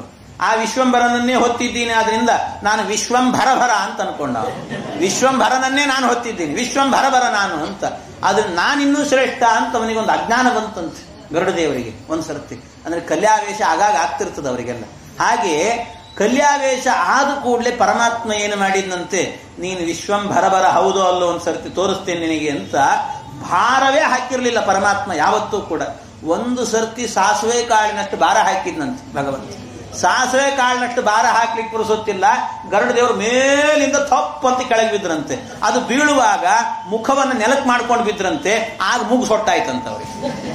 ಗರುಡ ದೇವರು ಮೂಗು ಸೊಟ್ಟಾದದ್ದು ಹಾಗೆ ಅಂತ ಕೆಳಗೆ ಮಾಡ್ಕೊಂಡು ಬಿದ್ರಂತೆ ಅವರು. ಹಾಗೆ ಬಿದ್ದದ್ರಿಂದ ಮೂಗು ಸೊಟ್ಟಾಯ್ತು. ಈ ರೀತಿ ಅವರಿಗೆಲ್ಲ ಆಗ್ತಿರ್ತ. ಆದ್ರಿಂದ ಪರಮಾತ್ಮ ಗರುಡ ದೇವರ ಮೇಲೆ ಭಾರ ಹಾಕೋದೇ ಇಲ್ಲ ಅವರಿಗೆ. ಅವನಲ್ಲಿ ಪರಮಾತ್ಮನಲ್ಲಿ ಗರಿಮಾ ಲಘಿಮಾ. ಗರಿಮಾ ಅಂತ ಹೇಳಿದ್ರೆ ಭಾರ ಹಾಕೋದಕ್ಕೂ ಗೊತ್ತು, ಭಾರವೇ ಹಾಕದೇ ಇರುವಂತೆ ನಡೆಯೋದಕ್ಕೂ ಗೊತ್ತು. ಈ ರೀತಿ ಅಂದ್ರೆ ಗರುಡನಿಗೆ ಅನುಗ್ರಹ ಆಗಲಿ ಅಂತ ಗರುಡನ ಮೇಲೆ ಓಡಾಡ್ತಾನೆ ಪರಮಾತ್ಮ ಅಷ್ಟೇ. ಇಲ್ಲ ಅಂದ್ರೆ ಭಗವಂತನಿಗೆ ಯಾಕೆ ಬೇಕು ಹೇಳಿ? ಲಕ್ಷ್ಮೀನಾರಾಯಣರ ಚರಣಕ್ಕೆ ಶರಣೆಂಬೆ ಪಕ್ಷಿವಾಹನ್ನಾಗಿ ಎರಗುವೆ. ಪಕ್ಷಿವಾಹನ್ನಾಗಿ ಎರಗುವೆ ಅಂತ ವಾದರಾಜರು ಹೇಳುವಾಗ ಅವ್ರು ಯಾರನ್ನು ಹೇಳಿದ್ರು? ಪಕ್ಷಿವಾಹನ ಅಂತ ಹೇಳಿದ್ರೆ ಅವ್ರು ಹೇಳ್ತಾರೆ ಗರುಡ ದೇವರಲ್ಲ, ನಿಜವಾದ ಪಕ್ಷಿ ಅಂತ ಹೇಳಿದ್ರೆ ವಾಯುದೇವರಂತ. ವಾಯುದೇವರು ನಿಜವಾದ ಪಕ್ಷಿಗಳು. ಪರಮಾತ್ಮನನ್ನು ನಿತ್ಯ ಹೊರುವವರು ಯಾರು ಅಂತ ಹೇಳಿದ್ರೆ ವಾಯುದೇವರು ಹೊರತಾರಂತೆ. ವಿಷ್ಣು ಸಹಸ್ರನಾಮ ಹೇಳ್ತದೆ ವರದೋ ವಾಯುವಾಹನ, ವಾಯುವಾಹನ ಅಂತ ಹೇಳ್ತದೆ. ವಾಯುದೇವರು ಹೊರೋದಂತೆ. ಅದರಿಂದ ಗರುಡದೇವರು ಹೊರತಿದ್ದಾರೆ ಅಂದ್ರೆ ಗರುಡದೇವರ ಒಳಗೆ ನಿಂತು ವಾಯುದೇವರೇ ಹೊರಟಿದ್ದಾರೆ. ಅಲ್ಲಿ ಪಕ್ಷಿವಾಹನಾಗಿ ಎರಗುವೆ ಅಂದ್ರೆ ಪಕ್ಷಿವಾಹನ ಅಂತ ಹೇಳಿದ್ರೆ ಅರ್ಥ ಏನು ಗೊತ್ತಾ? ಪಕ್ಷಿ ಅಂತ ಹೇಳೋದಕ್ಕೆ ಅರ್ಥವೇನೆ ವಾಯುದೇವರು ಅಂತ ಅರ್ಥ. ಅವ್ರು ಪಕ್ಷಿ ಅಂತೆ ವಾಯುದೇವರು. ಯಾಕೆ ಅಂದ್ರೆ ಯಾವಾಗಲೂ ಕೂಡ ಸಜ್ಜನರ ಪಕ್ಷ ವಹಿಸ್ತಾರೆ, ಆದ್ರಿಂದಾಗಿ ಅವರು ಪಕ್ಷಿ ಅಂತ ಅರ್ಥ. ಅವ್ರಿಗೆ ಹೇಳೋದು ವ್ಯಾಖ್ಯಾನಕಾರರು ಹೇಳ್ತಾರೆ, ಅವರು ಸತ್ಪಕ್ಷಪಾತಿ ಪ್ರದರೋ ಯಥಾಗ್ರ್ಯ. ಸತ್ಪಕ್ಷಪಾತಿ ಅಂತ ಸಜ್ಜನರ ಪಕ್ಷಪಾತಿ ಆಗಿರ್ತಾರೆ ಅವರು ಯಾವಾಗಲೂ ಕೂಡ. ಆದ್ರಿಂದ ಪಕ್ಷಿ ಅನ್ನೋ ಶಬ್ದಕ್ಕೆ ಅರ್ಥ ಏನು ಅಂದ್ರೆ ವಾಯುದೇವರು ಅಂತ. ಪಕ್ಷಿ ವಾಹನ ಅಂತ ಹೇಳಿದ್ರೆ ವಾಯುವಾಹನ ಅಂತ ಅರ್ಥ ಅಂತ. ಆದ್ರಿಂದ ಗರುಡ ವಾಹನ ಅಂತ ನಿಜವಾಗ್ಲೂ ಹೊರುವವರು ವಾಯುದೇವರು ಹೊರತಾರೆ. ಆದ್ರೆ ಗರುಡದೇವರು ಹೊರತಿದ್ದೇನೆ ಅಂತ ಅನ್ಕೊಂಡದ್ದಕ್ಕೆ ಗರುಡದೇವರು ಬಿದ್ದರಷ್ಟೇ. ವಾಯುದೇವರಿಗೆ ಇಂಥ ಅಜ್ಞಾನ ಬರೋದೇ ಇಲ್ಲ. ಅದರಿಂದ ಯಾವಾಗಲೂ ವಾಯುವಾಹನರಾಗೇ ಇರ್ತಾರೆ. ಅದು ಆ ರೀತಿಯಲ್ಲಿ ದದಾನಃ ಅಷ್ಟಗುಣಗಳಲ್ಲಿ ಗರಿಮಾ ಲಘಿಮಾ ಅನ್ನುವಂತಹದ್ದು ಇದೆ. ಪ್ರಾಪ್ತಿ ಪ್ರಾಕಾಮ್ಯಂ ಈಶಿತ್ವಂ, ಪ್ರಾಪ್ತಿ ಪ್ರಾಕಾಮ್ಯಂ ಈಶಿತ್ವಂ ವಶಿತ್ವಂ ಚ ಅಷ್ಟಸಿದ್ಧಯ. ಪ್ರಾಪ್ತಿ ಅಂತ, ಪ್ರಾಪ್ತಿ ಅಂದ್ರೆ ಪ್ರಾಪ್ತಿ ಅನ್ನುವಂಥ ಗುಣ ಇದೆ ಅಂತ ಇವನಲ್ಲಿ ಪರಮಾತ್ಮನಲ್ಲಿ. ಪ್ರಾಪ್ತಿ ಅನ್ನುವಂಥ ಗುಣ ಅಂತ ಹೇಳಿದ್ರೆ ಪ್ರಾಪ್ತಿ ಅಂದ್ರೆ ಯಾವುದೋ ಒಂದು ಇಲ್ಲದೆ ಇದ್ದದ್ದು ಬೇಕು ಅಂತ ಅನ್ನಿಸಿದ್ರೆ ನಮಗೆ ಸಿಗೋದಿಲ್ಲ. ಆದ್ರೆ ಪರಮಾತ್ಮ ಅಂದುಕೊಂಡ ಅಂದ್ರೆ ತತ್ಕ್ಷಣದಲ್ಲಿ ಎದರಲ್ಲಿ ಇರ್ತದೆ. ತತ್ಕ್ಷಣದಲ್ಲಿ ಇವತ್ತೇನೋ ನನಗೆ ಹೋಳಿಗೆ ಊಟ ಮಾಡಬೇಕು ಅಂತ ಅನಿಸ್ತು, ಎದರಲ್ಲಿ ಪರಮಾತ್ಮನಿಗೆ ಬಂದು ಕೂತ್ಬಿಡುತ್ತಂತೆ, ಹೋಳಿಗೆ ಬಂದ್ಬಿಡುತ್ತೆ. ಇದು ಪ್ರಾಪ್ತಿ ಅಂತ ಹೇಳುತ್ತಾರೆ. ಹಾಗೆ ನಾವು ಅಂದ್ಕೊಂಡ್ರೆ ಆಗತ್ತಾ? ಇವತ್ತೇನೋ ರಾತ್ರಿ ಮನೆಗೆ ಹೋದಾಗ ಪಾಪ ಯಾರೋ ಉಪನ್ಯಾಸಕ್ಕೆ ಬಂದಿರ್ತಾರೆ, ಹೆಂಡತಿ ಮನೆಯಲ್ಲಿ ಒಂದು ಹೋಳಿಗೆ ಮಾಡಿದ್ರೆ ಚೆನ್ನಾಗಿರ್ತದೆ, ಏನೋ ಸ್ವಲ್ಪ ಬಹಳ ದಿವಸ ಆಯ್ತು ತಿನ್ನಬೇಕು ಅಂತ ಅನಿಸಿದೆ ಅಂತ ಅನ್ಕೊಂಡು ಮನೆಗೆ ಹೋದ್ರೆ ಮಾಡಿ ತಿನ್ರಿ ಸಾಕು ಅಂತ ಹೇಳ್ತಾರೆ ಅಷ್ಟೇ. ಇಲ್ಲಿದ್ದೆಲ್ಲ ಬಯಸ್ಲಿಕ್ಕೆ ಹೋಗಬೇಡ್ರಿ ಅಂತ ಬೈದು ಕೂಡಿಸ್ತಾರೆ, ಹಾಗಾಗ್ತದೆ. ಆದ್ರಿಂದಾಗಿ ಈ ರೀತಿ ಅದನ್ನೆಲ್ಲ ನಾವು ಪ್ರಾಪ್ತಿ ಬೇಕು ಅಂದುಕೊಂಡ್ರೂ ಸಿಗೋದಿಲ್ಲ. ಆದ್ರೆ ಭಗವಂತನಿಗಾಗಬೇಕಾದ್ರೆ ಪ್ರಾಪ್ತಿ ಅವನು ಬಯಸಿದ ಅಂದ್ರೆ ಸಾಕು, ಅದೆಲ್ಲ ಸಿಗುತ್ತದಂತೆ. ಇಂಥದ್ದು ಅಂತ ಇದು ಪರಮಾತ್ಮನಲ್ಲಿ ಇರುವಂತ ಗುಣ ಅಂತ ಹೇಳ್ತಾರೆ. ಪ್ರಾಪ್ತಿ ಪ್ರಾಕಾಮ್ಯ ಮೀಶಿತ್ವಂ, ಅದು ಪ್ರಾಕಾಮ್ಯ. ಪರಮಾತ್ಮನಲ್ಲಿ ಆಗಬೇಕಾದ್ರೆ ಒಂದೊಂದು ಗುಣಗಳು ನೋಡಿ, ಅಷ್ಟೇ ಅಲ್ಲ ಮತ್ತೊಬ್ಬರು ಬಯಸಿದ್ರೂ ಕೂಡ ಅವರಿಗೆ ಕೊಡುವ ಶಕ್ತಿ ಅವನಿಗಿದೆ ಅಂತ. ಪ್ರಾಕಾಮ್ಯ, ಅವನಿಗೆ ಕಾಮನೆ, ಯಾರು ಕಾಮನೆ ಮಾಡುತ್ತಾರೆ ಅವರಿಗೆ ಕೊಡುವ ಶಕ್ತಿಯೂ ಅವನಿಗಿದೆ ಅಂತೆ ಪರಮಾತ್ಮನೇ. ಇದು ಅವನಲ್ಲಿರುವಂತಹದ್ದು. ಈಶಿತ್ವಂ, ಈಶಿತ್ವ ಅಂತ ಹೇಳಿದ್ರೆ ಇನ್ನೊಂದು ಗುಣ ಇದು. ಈಶಿತ್ವ ಅನ್ನುವ ಗುಣ, ಈಶಿತ್ವ ಅಂದ್ರೆ ಯಾರಿಗೆ, ಈಶಿತ್ವ ಅಂದ್ರೆ ಒಡೆಯ ಅಂತ. ಒಡೆಯನಾಗೋದಂದ್ರೆ ಅವನು ಹೇಳಿದ ಮಾತು ಕೇಳಬೇಕು ಅಂತ ಅರ್ಥ. ಈಶಿತ್ವಂ, ಯಾರು ಅವನು ಏನು ಹೇಳಿದ್ರು ಕೇಳ್ತಾರಂತೆ, ಎಲ್ಲರೂ ಕೇಳ್ತಾರೆ. ದೇವತೆಗಳಲ್ಲಿ ಯಾರು ಕೂಡ ಪರಮಾತ್ಮ ನೀನು ಹೇಳಿದ್ ನಾನು ಮಾಡೋದಿಲ್ಲ ಅಂತ ಹೇಳೋದೇ ಇಲ್ಲ. ಎಲ್ಲರೂ ಪರಮಾತ್ಮ ಏನು ಹೇಳುತ್ತಾನೋ ಹಾಗೆ ಮಾಡ್ತಾರಂತೆ ಎಲ್ಲರೂ ಕೂಡ. ಅವ್ರು ಮಾಡಿಲ್ಲ ಅಂದ್ರೆ ಮಾಡಬೇಡ ಅಂತ ಪರಮಾತ್ಮನೇ ಹೇಳಿದ್ದಾನೆ ಅಂತ ಅರ್ಥ. ಆ ರೀತಿ ಅರ್ಥ ಅಂತೆ. ಅವನ ಒಟ್ಟಿನಲ್ಲಿ ಅವನ ಆಜ್ಞೆಯನ್ನೇ ಪಾಲನೆ ಮಾಡುತ್ತಾರೆ. ಹಾಗಾಗಿ ಈಶಿತ್ವ ಅನ್ನುವಂಥ ಗುಣ ಎನ್ನುವುದಿದೆ. ಯಾರನ್ನೂ ಕೂಡ ಮಾಡು ಅಂತ ಅಷ್ಟೇ ಹೇಳ್ತಾನೆ ಪರಮಾತ್ಮ, ಹೀಗೆ ಮಾಡಬೇಡ ಹೀಗೆ ಮಾಡು ಅಂತ ಇಷ್ಟೇ ಹೇಳ್ತಾನೆ. ಯಾರಿಗೂ ಹೀಗೆ ಮಾಡಲೇಬೇಕು, ಮಾಡದೇ ಇರಬಾರ್ದು ಈ ತರ ಆರ್ಡರ್ ಮಾಡೋದೇ ಇಲ್ಲಂತೆ ಪರಮಾತ್ಮ. ಇದು ಈಶಿತ್ವ ಗುಣ ಅಂತ ಹೇಳಿದ್ರೆ ಆ ರೀತಿಯಲ್ಲಿ, ಆ ರೀತಿ ಇರುವಂತಹದ್ದು. ಆಮೇಲೆ ವಶಿತ್ವಂ, ವಶಿತ್ವಂ ಅಂತ ಹೇಳಿದ್ರೆ ವಶದಿಂದ ಮಾಡಿಕೊಳ್ಳೋದು. ಅಂದ್ರೆ ನಾವು ಹೇಳಿದಂತ ಕೆಲವೊಮ್ಮೆ ಜೋರು ಮಾಡಿದ್ರೇನೆ ಮಾಡ್ತಾರೆ ಕೆಲಸ, ಇಲ್ದಿದ್ರೆ ಮಾಡೋದಿಲ್ಲ. ಆದ್ರೆ ಕೆಲವೊಬ್ಬರಿಗೆ ಏನ್ ಮಾಡ್ಬೇಕಂತೆ, ಅವರಿಂದ ಮಾಡಿಸುವ ಕಲೆಯೂ ಬೇಕು ಅಂತ ಹೇಳ್ತಾರೆ. ಕೆಲವರು ಇರ್ತಾರೆ, ಕೆಲಸ ಮಾಡು ಅಂದ್ರೆ ದನ ಕೆಲಸ ಮಾಡ್ತಿರ್ತಾರೆ. ಆದ್ರೆ ಕೆಲಸ ಮಾಡಿಸು ಅಂದ್ರೆ ಯಾವ್ದು ನನಗೆ ಗೊತ್ತಾಗಲ್ಲ ಅಂತ ಹೇಳ್ತಾರೆ. ನನಗೆ ಮಾಡಿ ಗೊತ್ತು, ಮಾಡಿಸಿ ಗೊತ್ತಿಲ್ಲ ಅಂತ ಹೇಳ್ತಿರ್ತಾರೆ. ಅದು ಮಾಡಿಸೋದು ಒಂದು ಕಲೆ ಅಂತ, ಅದೆಲ್ಲ ಪರಮಾತ್ಮನಿಗಿದೆ ಅಂತ. ವಶಿತ್ವ ಅನ್ನುವಂಥ ಗುಣ. ಹೀಗೆ ಅಷ್ಟ ಗುಣೋಷ್ಟ ಬಾಹು ಅಂತ ಹೇಳಿದ್ರೆ 8 ಗುಣಗಳಿದ್ದಾವೆ ಪರಮಾತ್ಮನಲ್ಲಿ ಅಂತ ಹೇಳಿದ್ರೆ ಈ ಗುಣಗಳಿದ್ದಾವೆ ಅಂತ. ಅಣಿಮಾ ಮಹಿಮಾ ಚೈವ ಗರಿಮಾ ಲಗಿಮಾ ತತ ಪ್ರಾಪ್ತಿ ಪ್ರಾಕಾಮ್ಯ ಮೀಶಿತ್ವಂ ವಶಿತ್ವಂ ಚ ಅಷ್ಟಸಿದ್ಧಯ. ಅಷ್ಟಸಿದ್ಧಿಗಳು ಪರಮಾತ್ಮನಲ್ಲಿದೆ ಅಂತ ಅರ್ಥ ಮಾಡಿಕೊಳ್ಳಬೇಕೇ ಹೊರತು ತಾರ್ಕಿಕರು ಹೇಳುವಂತೆ 8 ಗುಣಗಳು ಜ್ಞಾನಾದಿ ಗುಣಗಳಿಲ್ಲ ಅಂತ ತಿಳ್ಕೊಳ್ಬಾರದು ಅಂತ ಇದನ್ನೆಲ್ಲ ವ್ಯಾಖ್ಯಾನವನ್ನು ಮಾಡಿದ್ದಾರೆ. ಇಷ್ಟು ಹೇಳ್ತಾ ಮುಂದೆ ಹೇಳುವಂತಹ ಮಾತುಗಳು ನಿನ್ನೆ ವ್ಯಾಖ್ಯಾನ ಮಾಡಿದ್ದೇನೆ. ಜಲೇಶು ಮಾಂ ರಕ್ಷತು ಮತ್ಸ್ಯ ಮೂರ್ತಿ ಯಾದೋ ಗಣೇಭ್ಯೋ ವರುಣಸ್ಯ ಪಾಶಾತ್ ಸ್ಥಳೇ ಚ ಮಾಯಾವಟು ವಾಮನೋ ವ್ಯಾತ್ ತ್ರಿವಿಕ್ರಮಕ್ಕೇವತು ವಿಶ್ವರೂಪಃ. ಜಲೇಶು ಮಾಂ ರಕ್ಷತು ಮತ್ಸ್ಯಮೂರ್ತಿ. ಮತ್ಸ್ಯನಾಮಕನಾದಂತಹ ಪರಮಾತ್ಮ ನೀರಿನಲ್ಲಿ ಬಂದು ರಕ್ಷಣೆ ಮಾಡ್ತಾನೆ. ಎಲ್ಲೋ ತೀರ್ಥಕ್ಷೇತ್ರಕ್ಕೆ ಅಲ್ಲಿ ಇಲ್ಲಿ ಹೋದಾಗ ಸಮಸ್ಯೆ ಆದಾಗ ಯಾದೋ ಗಣೇಭ್ಯ, ಯಾದೋ ಗಣ ಅಂತ ಹೇಳಿದ್ರೆ ಈ ಜಲಚರ ಪ್ರಾಣಿಗಳು ಅಂತ ಅರ್ಥ. ಮೊಸಳೆಗಳು ಅಥವಾ ಏನೋ ಯಾವುದೋ ಒಂದು ದೊಡ್ಡ ಪ್ರಾಣಿಗಳು ಬಂದು, ಯಾಕಂದ್ರೆ ಸಾಗರ ಸ್ನಾನ ಅಂತ ಮಾಡಿರ್ತಾರೆ ಕೆಲವೊಂದು ಸರ್ತಿ. ಸಾಗರದಲ್ಲಿ ಆಗುವಾಗ ಎಂತಿಂತ ಪ್ರಾಣಿಗಳಿದ್ದಾವೆ ಅಂತ ಇನ್ನೂ ಹುಡುಕ್ಲೇಬೇಕು ಅಂತ ಹೇಳ್ತಾರೆ. ಇನ್ನೂ ಹುಡುಕಿದ್ರು ಮುಗಿಯೋದಿಲ್ಲ, ಅಷ್ಟು ಪ್ರಾಣಿಗಳಿದ್ದಾವಂತೆ ಸಾಗರದ ಒಳಗಡೆ.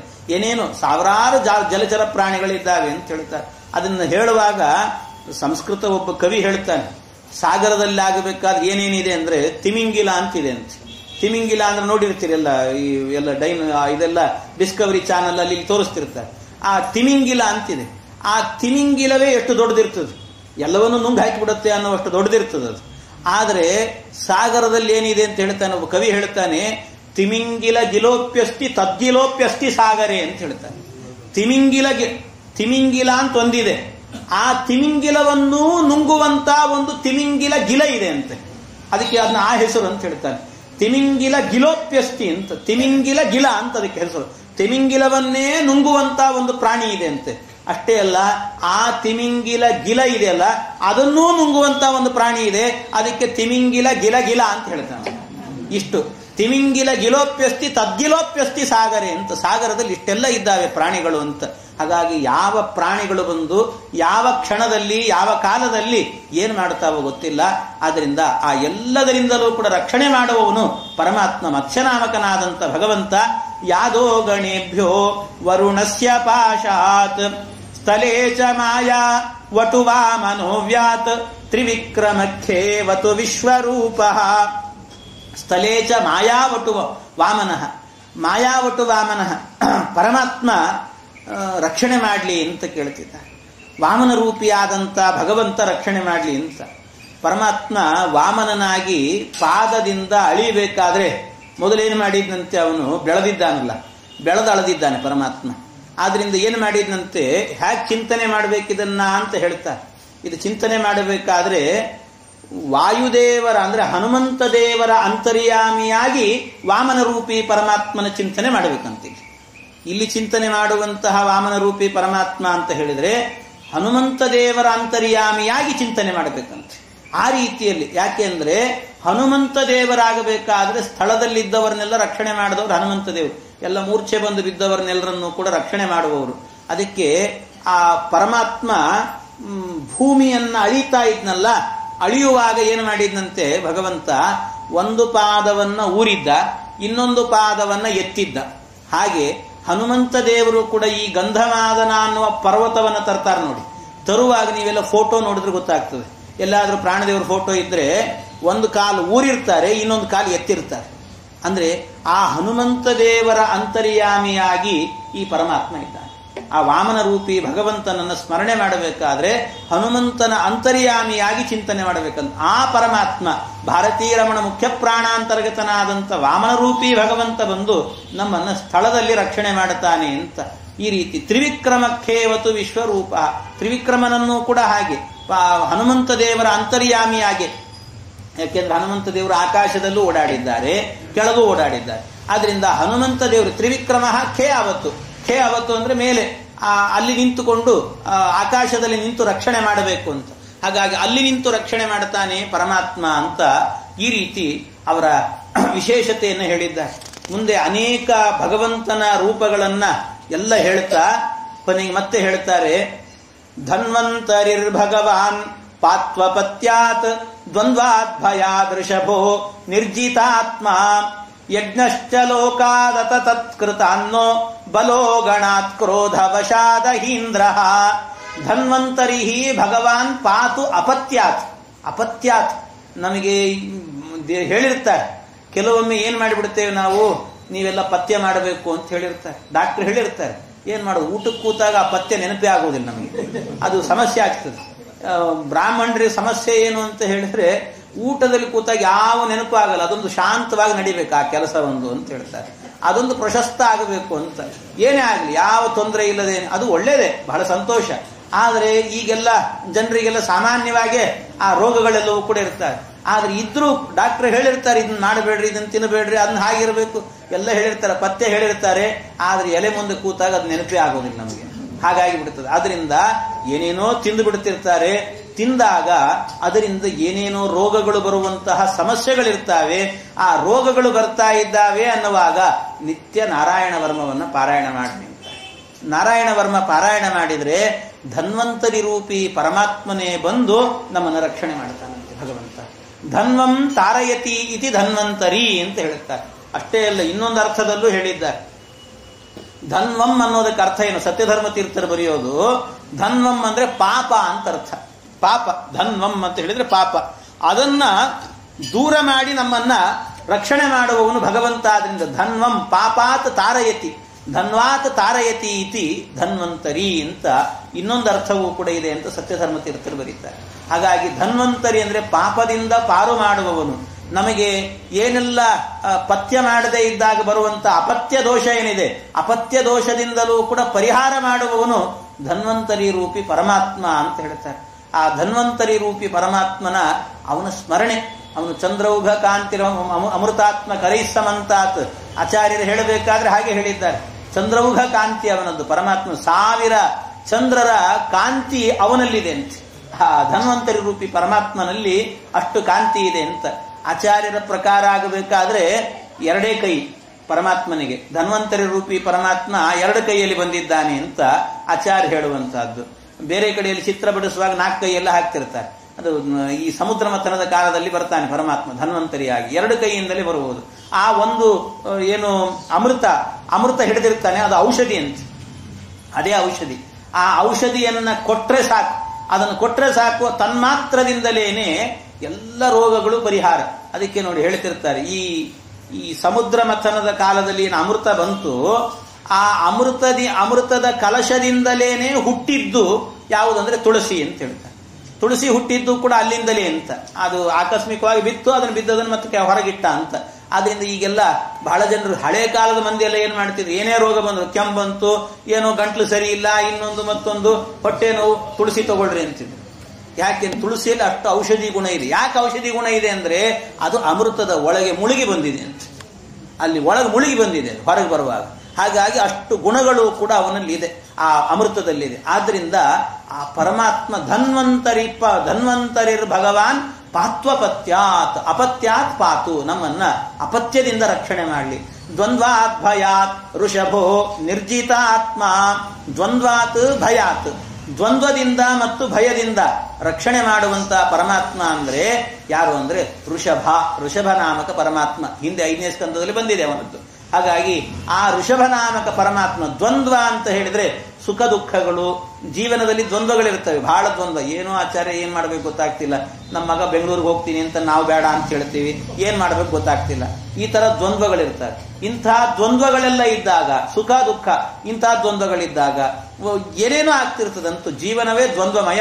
ಹಾಗಿರುವಾಗ ಇಂಥ ದ್ವಂದ್ವಗಳಿಲ್ಲದೇನೆ ಅನಾಯಾಸವಾಗಿ ಜೀವನವನ್ನ ಮಾಡಬೇಕು ಅಂದ್ರೆ ನಿತ್ಯ ನಾರಾಯಣ ವರ್ಮವನ್ನ ಪಾರಾಯಣ ಮಾಡ್ರಿ. ಋಷಭ ನಾಮಕ ಪರಮಾತ್ಮ ಬಂದು ನಮಗೆ ದ್ವಂದ್ವವೇ ಇಲ್ಲದಂತೆ ಸದಾ ಕಾಲದಲ್ಲಿ ರಕ್ಷಣೆಯನ್ನ ಮಾಡುತ್ತಾನೆ ಅಂತ ಆ ಪರಮಾತ್ಮನ ಸ್ಮರಣೆ ಮಾಡಿದ್ದಾರೆ. ಆಮೇಲೆ ಯಜ್ಞಶ್ಚ ಲೋಕಾದಥ ತತ್ಕೃತ ಅನ್ನೋ ಬಲೋ ಗಣಾತ್ ಕ್ರೋಧ ವಶಾದಹೀಂದ್ರ, ಪರಮಾತ್ಮನ ಇನ್ನೊಂದು ರೂಪ ಇದೆ ಅಂತ ಹೇಳ್ತಾರೆ. ಯಾವುದಂದ್ರೆ ಯಜ್ಞದೇವ ಅಂತ. ಯಜ್ಞನಾಮಕ ಪರಮಾತ್ಮ ಆಗಬೇಕಾದ್ರೆ ಅವನು ಲೋಕಾದ ಅಥ ತತ್ಕೃತ ಅನ್ನಹ ಅಂತ. ಲೋಕದಲ್ಲಿ ಕೆಲವೊಮ್ಮೆ ನಾವೇನು ಮಾಡಿರೋಲ್ಲ, ತಪ್ಪು ಮಾಡಿರೋದೇ ಇಲ್ಲ. ನಾವು ಮನೆಯಲ್ಲಿ ಗಂಡ ಹೆಂಡತಿ ಎಲ್ಲ ಸಂಸಾರ ಮಾಡ್ಕೊಂಡು ಖುಷಿಯಾಗೇ ಇರ್ತಾರೆ. ಆದ್ರೆ ಸುಮ್ಮನೆ ಇದ್ದಕ್ಕಿದ್ದಾಗೆ ಊರೆಲ್ಲ ಗುಲ್ಲು ಹಬ್ಬಿಸ್ಬಿಡೋದು, ಅವರಿಬ್ರು ಗಂಡ ಹೆಂಡತಿಗೆ ಸರಿ ಇಲ್ಲ ಅಂದ್ಬಿಡೋದು. ಅಥವಾ ಇವ್ರು ಏನು ಮಾಡಿರೋದೇ ಇಲ್ಲ, ಪಾಪ ದೊಡ್ಡ ಹೆಸರಿಟ್ಟುಕೊಂಡಿದ್ದಾರೆ, ಏನೋ ಮಾಡಿಬಿಟ್ಟಿದ್ದಾರೆ ಅಂದ್ಬಿಡೋದು. ಅಂತೂ ಲೋಕಾಪವಾದ, ಇಂಥ ಲೋಕಾಪವಾದ ಇದ್ದಕ್ಕಿದ್ದಾಗೆ ಏನು ಲೋಕಾಪವಾದ ಎನ್ನುವಂತಹದ್ದು ಬರ್ತಾ ಇರುತ್ತೆ. ಏನು ಮಾಡಿರಲ್ಲ, ಅಪರಾಧವೇ ಮಾಡಿರಲ್ಲ, ಆದ್ರೂ ಲೋಕಾಪವಾದ ಹೀಗೆಲ್ಲ ಹಬ್ಬಿಕೊಳ್ತಿರ್ತದೆ. ಅಂಥ ಅಪವಾದಗಳು ಏನಾದ್ರೂ ಇದ್ರೆ ಅವು ಬರಬಾರದು ಅಂತಿದ್ರೆ ಯಜ್ಞನಾಮಕ ಪರಮಾತ್ಮ, ಯಜ್ಞದೇವ ಇದ್ದಾನಲ್ಲ, ಆ ಪರಮಾತ್ಮನ ನಾಮಸ್ಮರಣೆ ನಿತ್ಯ ನಾರಾಯಣ ವರ್ಮ ಪಾರಾಯಣ ಮಾಡಿದ್ರೆ ಅವನ ನಾಮಸ್ಮರಣೆಯೂ ಕೂಡ ಅಗತ್ಯ. ಆದ್ರಿಂದ ನಮಗೆ ಬರಬಹುದಾದಂತಹ ಲೋಕಾಪವಾದಗಳಿಂದ ಪಾರು ಮಾಡ್ತಾನಂತೆ ಪರಮಾತ್ಮ. ಆದ್ರಿಂದ ಲೋಕಾಪವಾದ ಎನ್ನುವುದು ಬರೋದಿಲ್ಲ. ಬಲೋ ಗಣಾತ್ ಕ್ರೋಧ ವಶಾದಹೀಂದ್ರ. ಇನ್ನಷ್ಟೇ ಅಲ್ಲ, ಈ ಇದ್ದಕ್ಕಿದ್ದಾಗೆ ವಿಷಜಂತುಗಳಿರ್ತಾರೆ. ವಿಷಜಂತುಗಳೇನೋ ನಮ್ಗೆ ಕಚ್ಚಲಿಕ್ಕೋ ಅಥವಾ ನಮ್ಮ ಮನೆಗಿದ್ದಕ್ಕಿದ್ದಾಗೆ ಬಂದು ಏನೋ ಅಂತ ಅನರ್ಥ ಆಗ್ತಿರ್ತದೆ. ಇಂಥದ್ದು ಯಾವುದು ಆಗಬಾರದು ಅಂತ ಆದ್ರೆ ನಿತ್ಯ ನಾರಾಯಣ ವರ್ಮ ಪಾರಾಯಣ ಮಾಡ್ರಿ. ಅದನ್ನು ಪಾರಾಯಣ ಮಾಡಿದ್ರೆ ಬಲೋಗಣಾತ್ ಅಂತ ಹೇಳಿದ್ರೆ ಬಲರಾಮ ಇದ್ದಾನಲ್ಲ, ಬಲರಾಮನ ಅಂತರ್ಯಾಮಿಯಾಗಿರುವಂತ ಅಂದ್ರೆ ಬಲರಾಮನಲ್ಲಿ ಆವಿಷ್ಟನಾದಂಥ ಪರಮಾತ್ಮನ ರೂಪ ಏನಿದೆಯೋ ಆ ರೂಪದಿಂದ ಬಂದು ಸರ್ಪಾದಿಗಳ ಪೀಡೆ ಇಲ್ಲದಂತೆ ರಕ್ಷಣೆ ಮಾಡ್ತಾನಂತೆ ಭಗವಂತ ಅಂತ. ಸರ್ಪರಾಜ ಅವನು. ಆ ಸರ್ಪರಾಜನ ಅಂತರ್ಯಾಮಿಯಾಗಿ ಬಂದು ಪರಮಾತ್ಮ ರಕ್ಷಣೆಯನ್ನು ಮಾಡ್ತಾನೆ. ಆದ್ರಿಂದ ಬಲೋ ಗಣಾತ್ ಕ್ರೋಧ ವಶಾದಹೀಂದ್ರ, ಈ ರೀತಿಯಲ್ಲಿ ರಕ್ಷಣೆ ಮಾಡುವಂತಹದ್ದು. ದ್ವೈಪಾಯನೋ ಭಗವಾನ್ ಅಪ್ರಬೋಧಾತ್ ಬುದ್ಧಸ್ತು ಪಾಷಂಡಿ ಗಣಾತ್ ಪ್ರಮಾದಾತ್. ಇದು ಬಹಳ ಸುಂದರ. ಏನು? ದ್ವೈಪಾಯನೋ ಭಗವಾನ್ ಅಪ್ರಬೋಧಾತ್. ಅಪ್ರಬೋಧ ಅಂದ್ರೆ ಬೋಧ ಅಂದ್ರೆ ಸರಿಯಾದ ಜ್ಞಾನ, ಅಪ್ರಬೋಧ ಅಂದ್ರೆ ಬೇಡವಾದಂತ ತಪ್ಪು ತಿಳುವಳಿಕೆಗಳೆಲ್ಲವೂ ಕೂಡ. ಈ ತಪ್ಪು ತಿಳುವಳಿಕೆಗಳಿದೆಯಲ್ಲ, ಆ ತಪ್ಪು ತಿಳುವಳಿಕೆಗಳಿಂದ ರಕ್ಷಣೆ ಮಾಡುವಂತ ಅವನು ಯಾರು ಅಂದ್ರೆ ವೇದವ್ಯಾಸ ರೂಪಿ ಪರಮಾತ್ಮ ಅಂತ. ಯಾಕೆ ಅಂದ್ರೆ ಜ್ಞಾನದ ರಾಶಿಯನ್ನ ಹರಿಸಿದವರೇನೆ ವೇದವ್ಯಾಸ ರೂಪಿ ಪರಮಾತ್ಮ. ಭಗವಂತ ಅವರನ್ನ ಹೇಳುವಾಗಲೇನೆ ವೇದವ್ಯಾಸ ದೇವರನ್ನ ಎಷ್ಟು ಚೆನ್ನಾಗಿ ಹೇಳಿದ್ದಾರೆ ಮಧ್ವಾಚಾರ್ಯಲ್ಲ. ತರ್ಕಾಭಯೇದಂ ವಿಧಿ ಸರ್ವ ಪೂರ್ವ, ಅವರನ್ನು ಹೇಳುವಾಗ ಅಭಯ ಮುದ್ರೆಯನ್ನು ಹಿಡಿದಿದ್ದಾರೆ, ಜ್ಞಾನ ಮುದ್ರೆಯನ್ನು ಹಿಡಿದಿದ್ದಾರೆ. ಎಲ್ಲವೂ ಕೂಡ ಜ್ಞಾನ ಪ್ರಸಾರಕ್ಕೋಸ್ಕರವೇನೇ ಬಂದಂಥವರು ವೇದವ್ಯಾಸ ದೇವರು. ಜ್ಞಾನದ ಗಂಗೆಯನ್ನು ಹರಿಸಿದವರು. ಏನು ಜಗತ್ನಲ್ಲಿದೆಯೋ ವ್ಯಾಸೋತ್ತಿಷ್ಟಂ ಜಗತ್ ಸರ್ವಂ, ಎಲ್ಲವೂ ವೇದವ್ಯಾಸ ದೇವರು ಹೇಳಿ ಆಗಿದೆ. ಇನ್ನು ಹೇಳುವಂತಹದ್ದೇನೂ ಇಲ್ಲ. ಯಾರು ಹೊಸದಾಗಿ ಕಂಡು ಹಿಡಿದಿದ್ದಾರೆ ಅಂತ ಹೇಳಿದ್ರು ಕೂಡ ಅವರು ಕಂಡು ಹಿಡಿದದ್ದಲ್ಲ, ವೇದವ್ಯಾಸ ದೇವರು ಹೇಳಿದ್ದನ್ನೇ ಇವರು ಹೇಳಿದ್ದಾರೆ ಅಷ್ಟೇ, ಏನೂ ಇಲ್ಲ. ಮತ್ತೆ ಜಗತ್ನಲ್ಲಿ ಇನ್ನೊಂದು ಇಲ್ವೇ ಇಲ್ಲ ಅಂತ ಹೇಳ್ತಾರೆ ಅಂಥದ್ದು. ಅದರಿಂದ ವೇದವ್ಯಾಸ ದೇವರ ಶಾಸ್ತ್ರ ಇರುವಂತಹದ್ದು ಸಂಸ್ಕೃತ ಸಾಹಿತ್ಯದಲ್ಲಿ. ಇದೊಂದು ಘಂಟಾಘೋಷವಾಗಿ ಹೇಳಬಹುದು. ಸಂಸ್ಕೃತ ಸಾಹಿತ್ಯ ಇದೆಯಲ್ಲ, ಸಂಸ್ಕೃತದ ಮುಂದೆ ಎಲ್ಲ ಭಾಷೆಗಳು ಕೂಡ ಅದರ ಮೊಣಕಾಲು ಹತ್ತೋದಿಲ್ಲಂತೆ. ಸಂಸ್ಕೃತ ಭಾಷೆ ಒಂದು ಮನುಷ್ಯ ರೂಪವನ್ನು ತಾಳಿದ್ರೆ ಅದರ ಮೊಣಕಾಲಿನ ಎತ್ತರಕ್ಕೂ ಕೂಡ ಬೇರೆ ಭಾಷೆಗಳು ಬರೋದಿಲ್ಲ. ಇದನ್ನು ಧೈರ್ಯದಿಂದ ಹೇಳ್ಬೋದು ಬೇಕಾದ್ರೆ. ಯಾಕೆಂದ್ರೆ ಸಂಸ್ಕೃತದಲ್ಲಿ ಏನು ಆ ಒಂದು ಪದಗಳಿಗೆ ಇಷ್ಟು ಅರ್ಥಗಳು ಅಂತ ಹೇಳಲಿಕ್ಕೆ ಬರುತ್ತದೆ, ಯಾವ ಭಾಷೆಯಲ್ಲೂ ಇಲ್ಲ ಇದು. ಅಂಥ ಒಂದು ಸೊಗಸನ್ನ ದೇವ ಭಾಷೆಯಲ್ಲಿ ಪರಮಾತ್ಮ ಇಟ್ಟು ಮಹಾಭಾರತಾದಿ ಗ್ರಂಥಗಳನ್ನು ಕೊಟ್ಟಂತ ಮಹಾತ್ಮರು ವೇದವ್ಯಾಸದೇವರು. ಅಂಥ ವೇದವ್ಯಾಸದೇವರು ನಮಗೆ ಅಪ್ರಬೋಧಾತ್, ನಮಗೆ ಅಜ್ಞಾನಕ್ಕೆ ಒಳಗಾಗದೇನೆ ನಮ್ಮನ್ನು ರಕ್ಷಣೆ ಮಾಡುವವರು ವೇದವ್ಯಾಸದೇವರು ಅಂತ. ಆ ವೇದವ್ಯಾಸದೇವರನ್ನು ನಿತ್ಯವೂ ಕೂಡ ಪಾರಾಯಣ ಮಾಡಿ. ಬುದ್ಧಸ್ತು ಪಾಷಂಡಿ ಗಣಾತ್ ಪ್ರಮಾದಾತ್. ಇನ್ನು ಕೆಲವರು ಇರ್ತಾರೆ ಪಾಷಂಡಿಗಳು, ಪಾಷಂಡಿಗಳು ಅಂತೆಲ್ಲ ಕರೀತಾರೆ. ಅವರೆಲ್ಲ ವಾದ ಮಾಡೋದೇ ವಿಚಿತ್ರವಾದಂಥ ವಾದ. ಅವ್ರ ವಾದ ಏನು ಅಂದ್ರೆ, ಈ ಜಗತ್ತೇ ಶೂನ್ಯ ಅಂತ ಹೇಳ್ತಾರೆ. ಶೂನ್ಯ ಈ ಜಗತ್ತು ಅಂತ.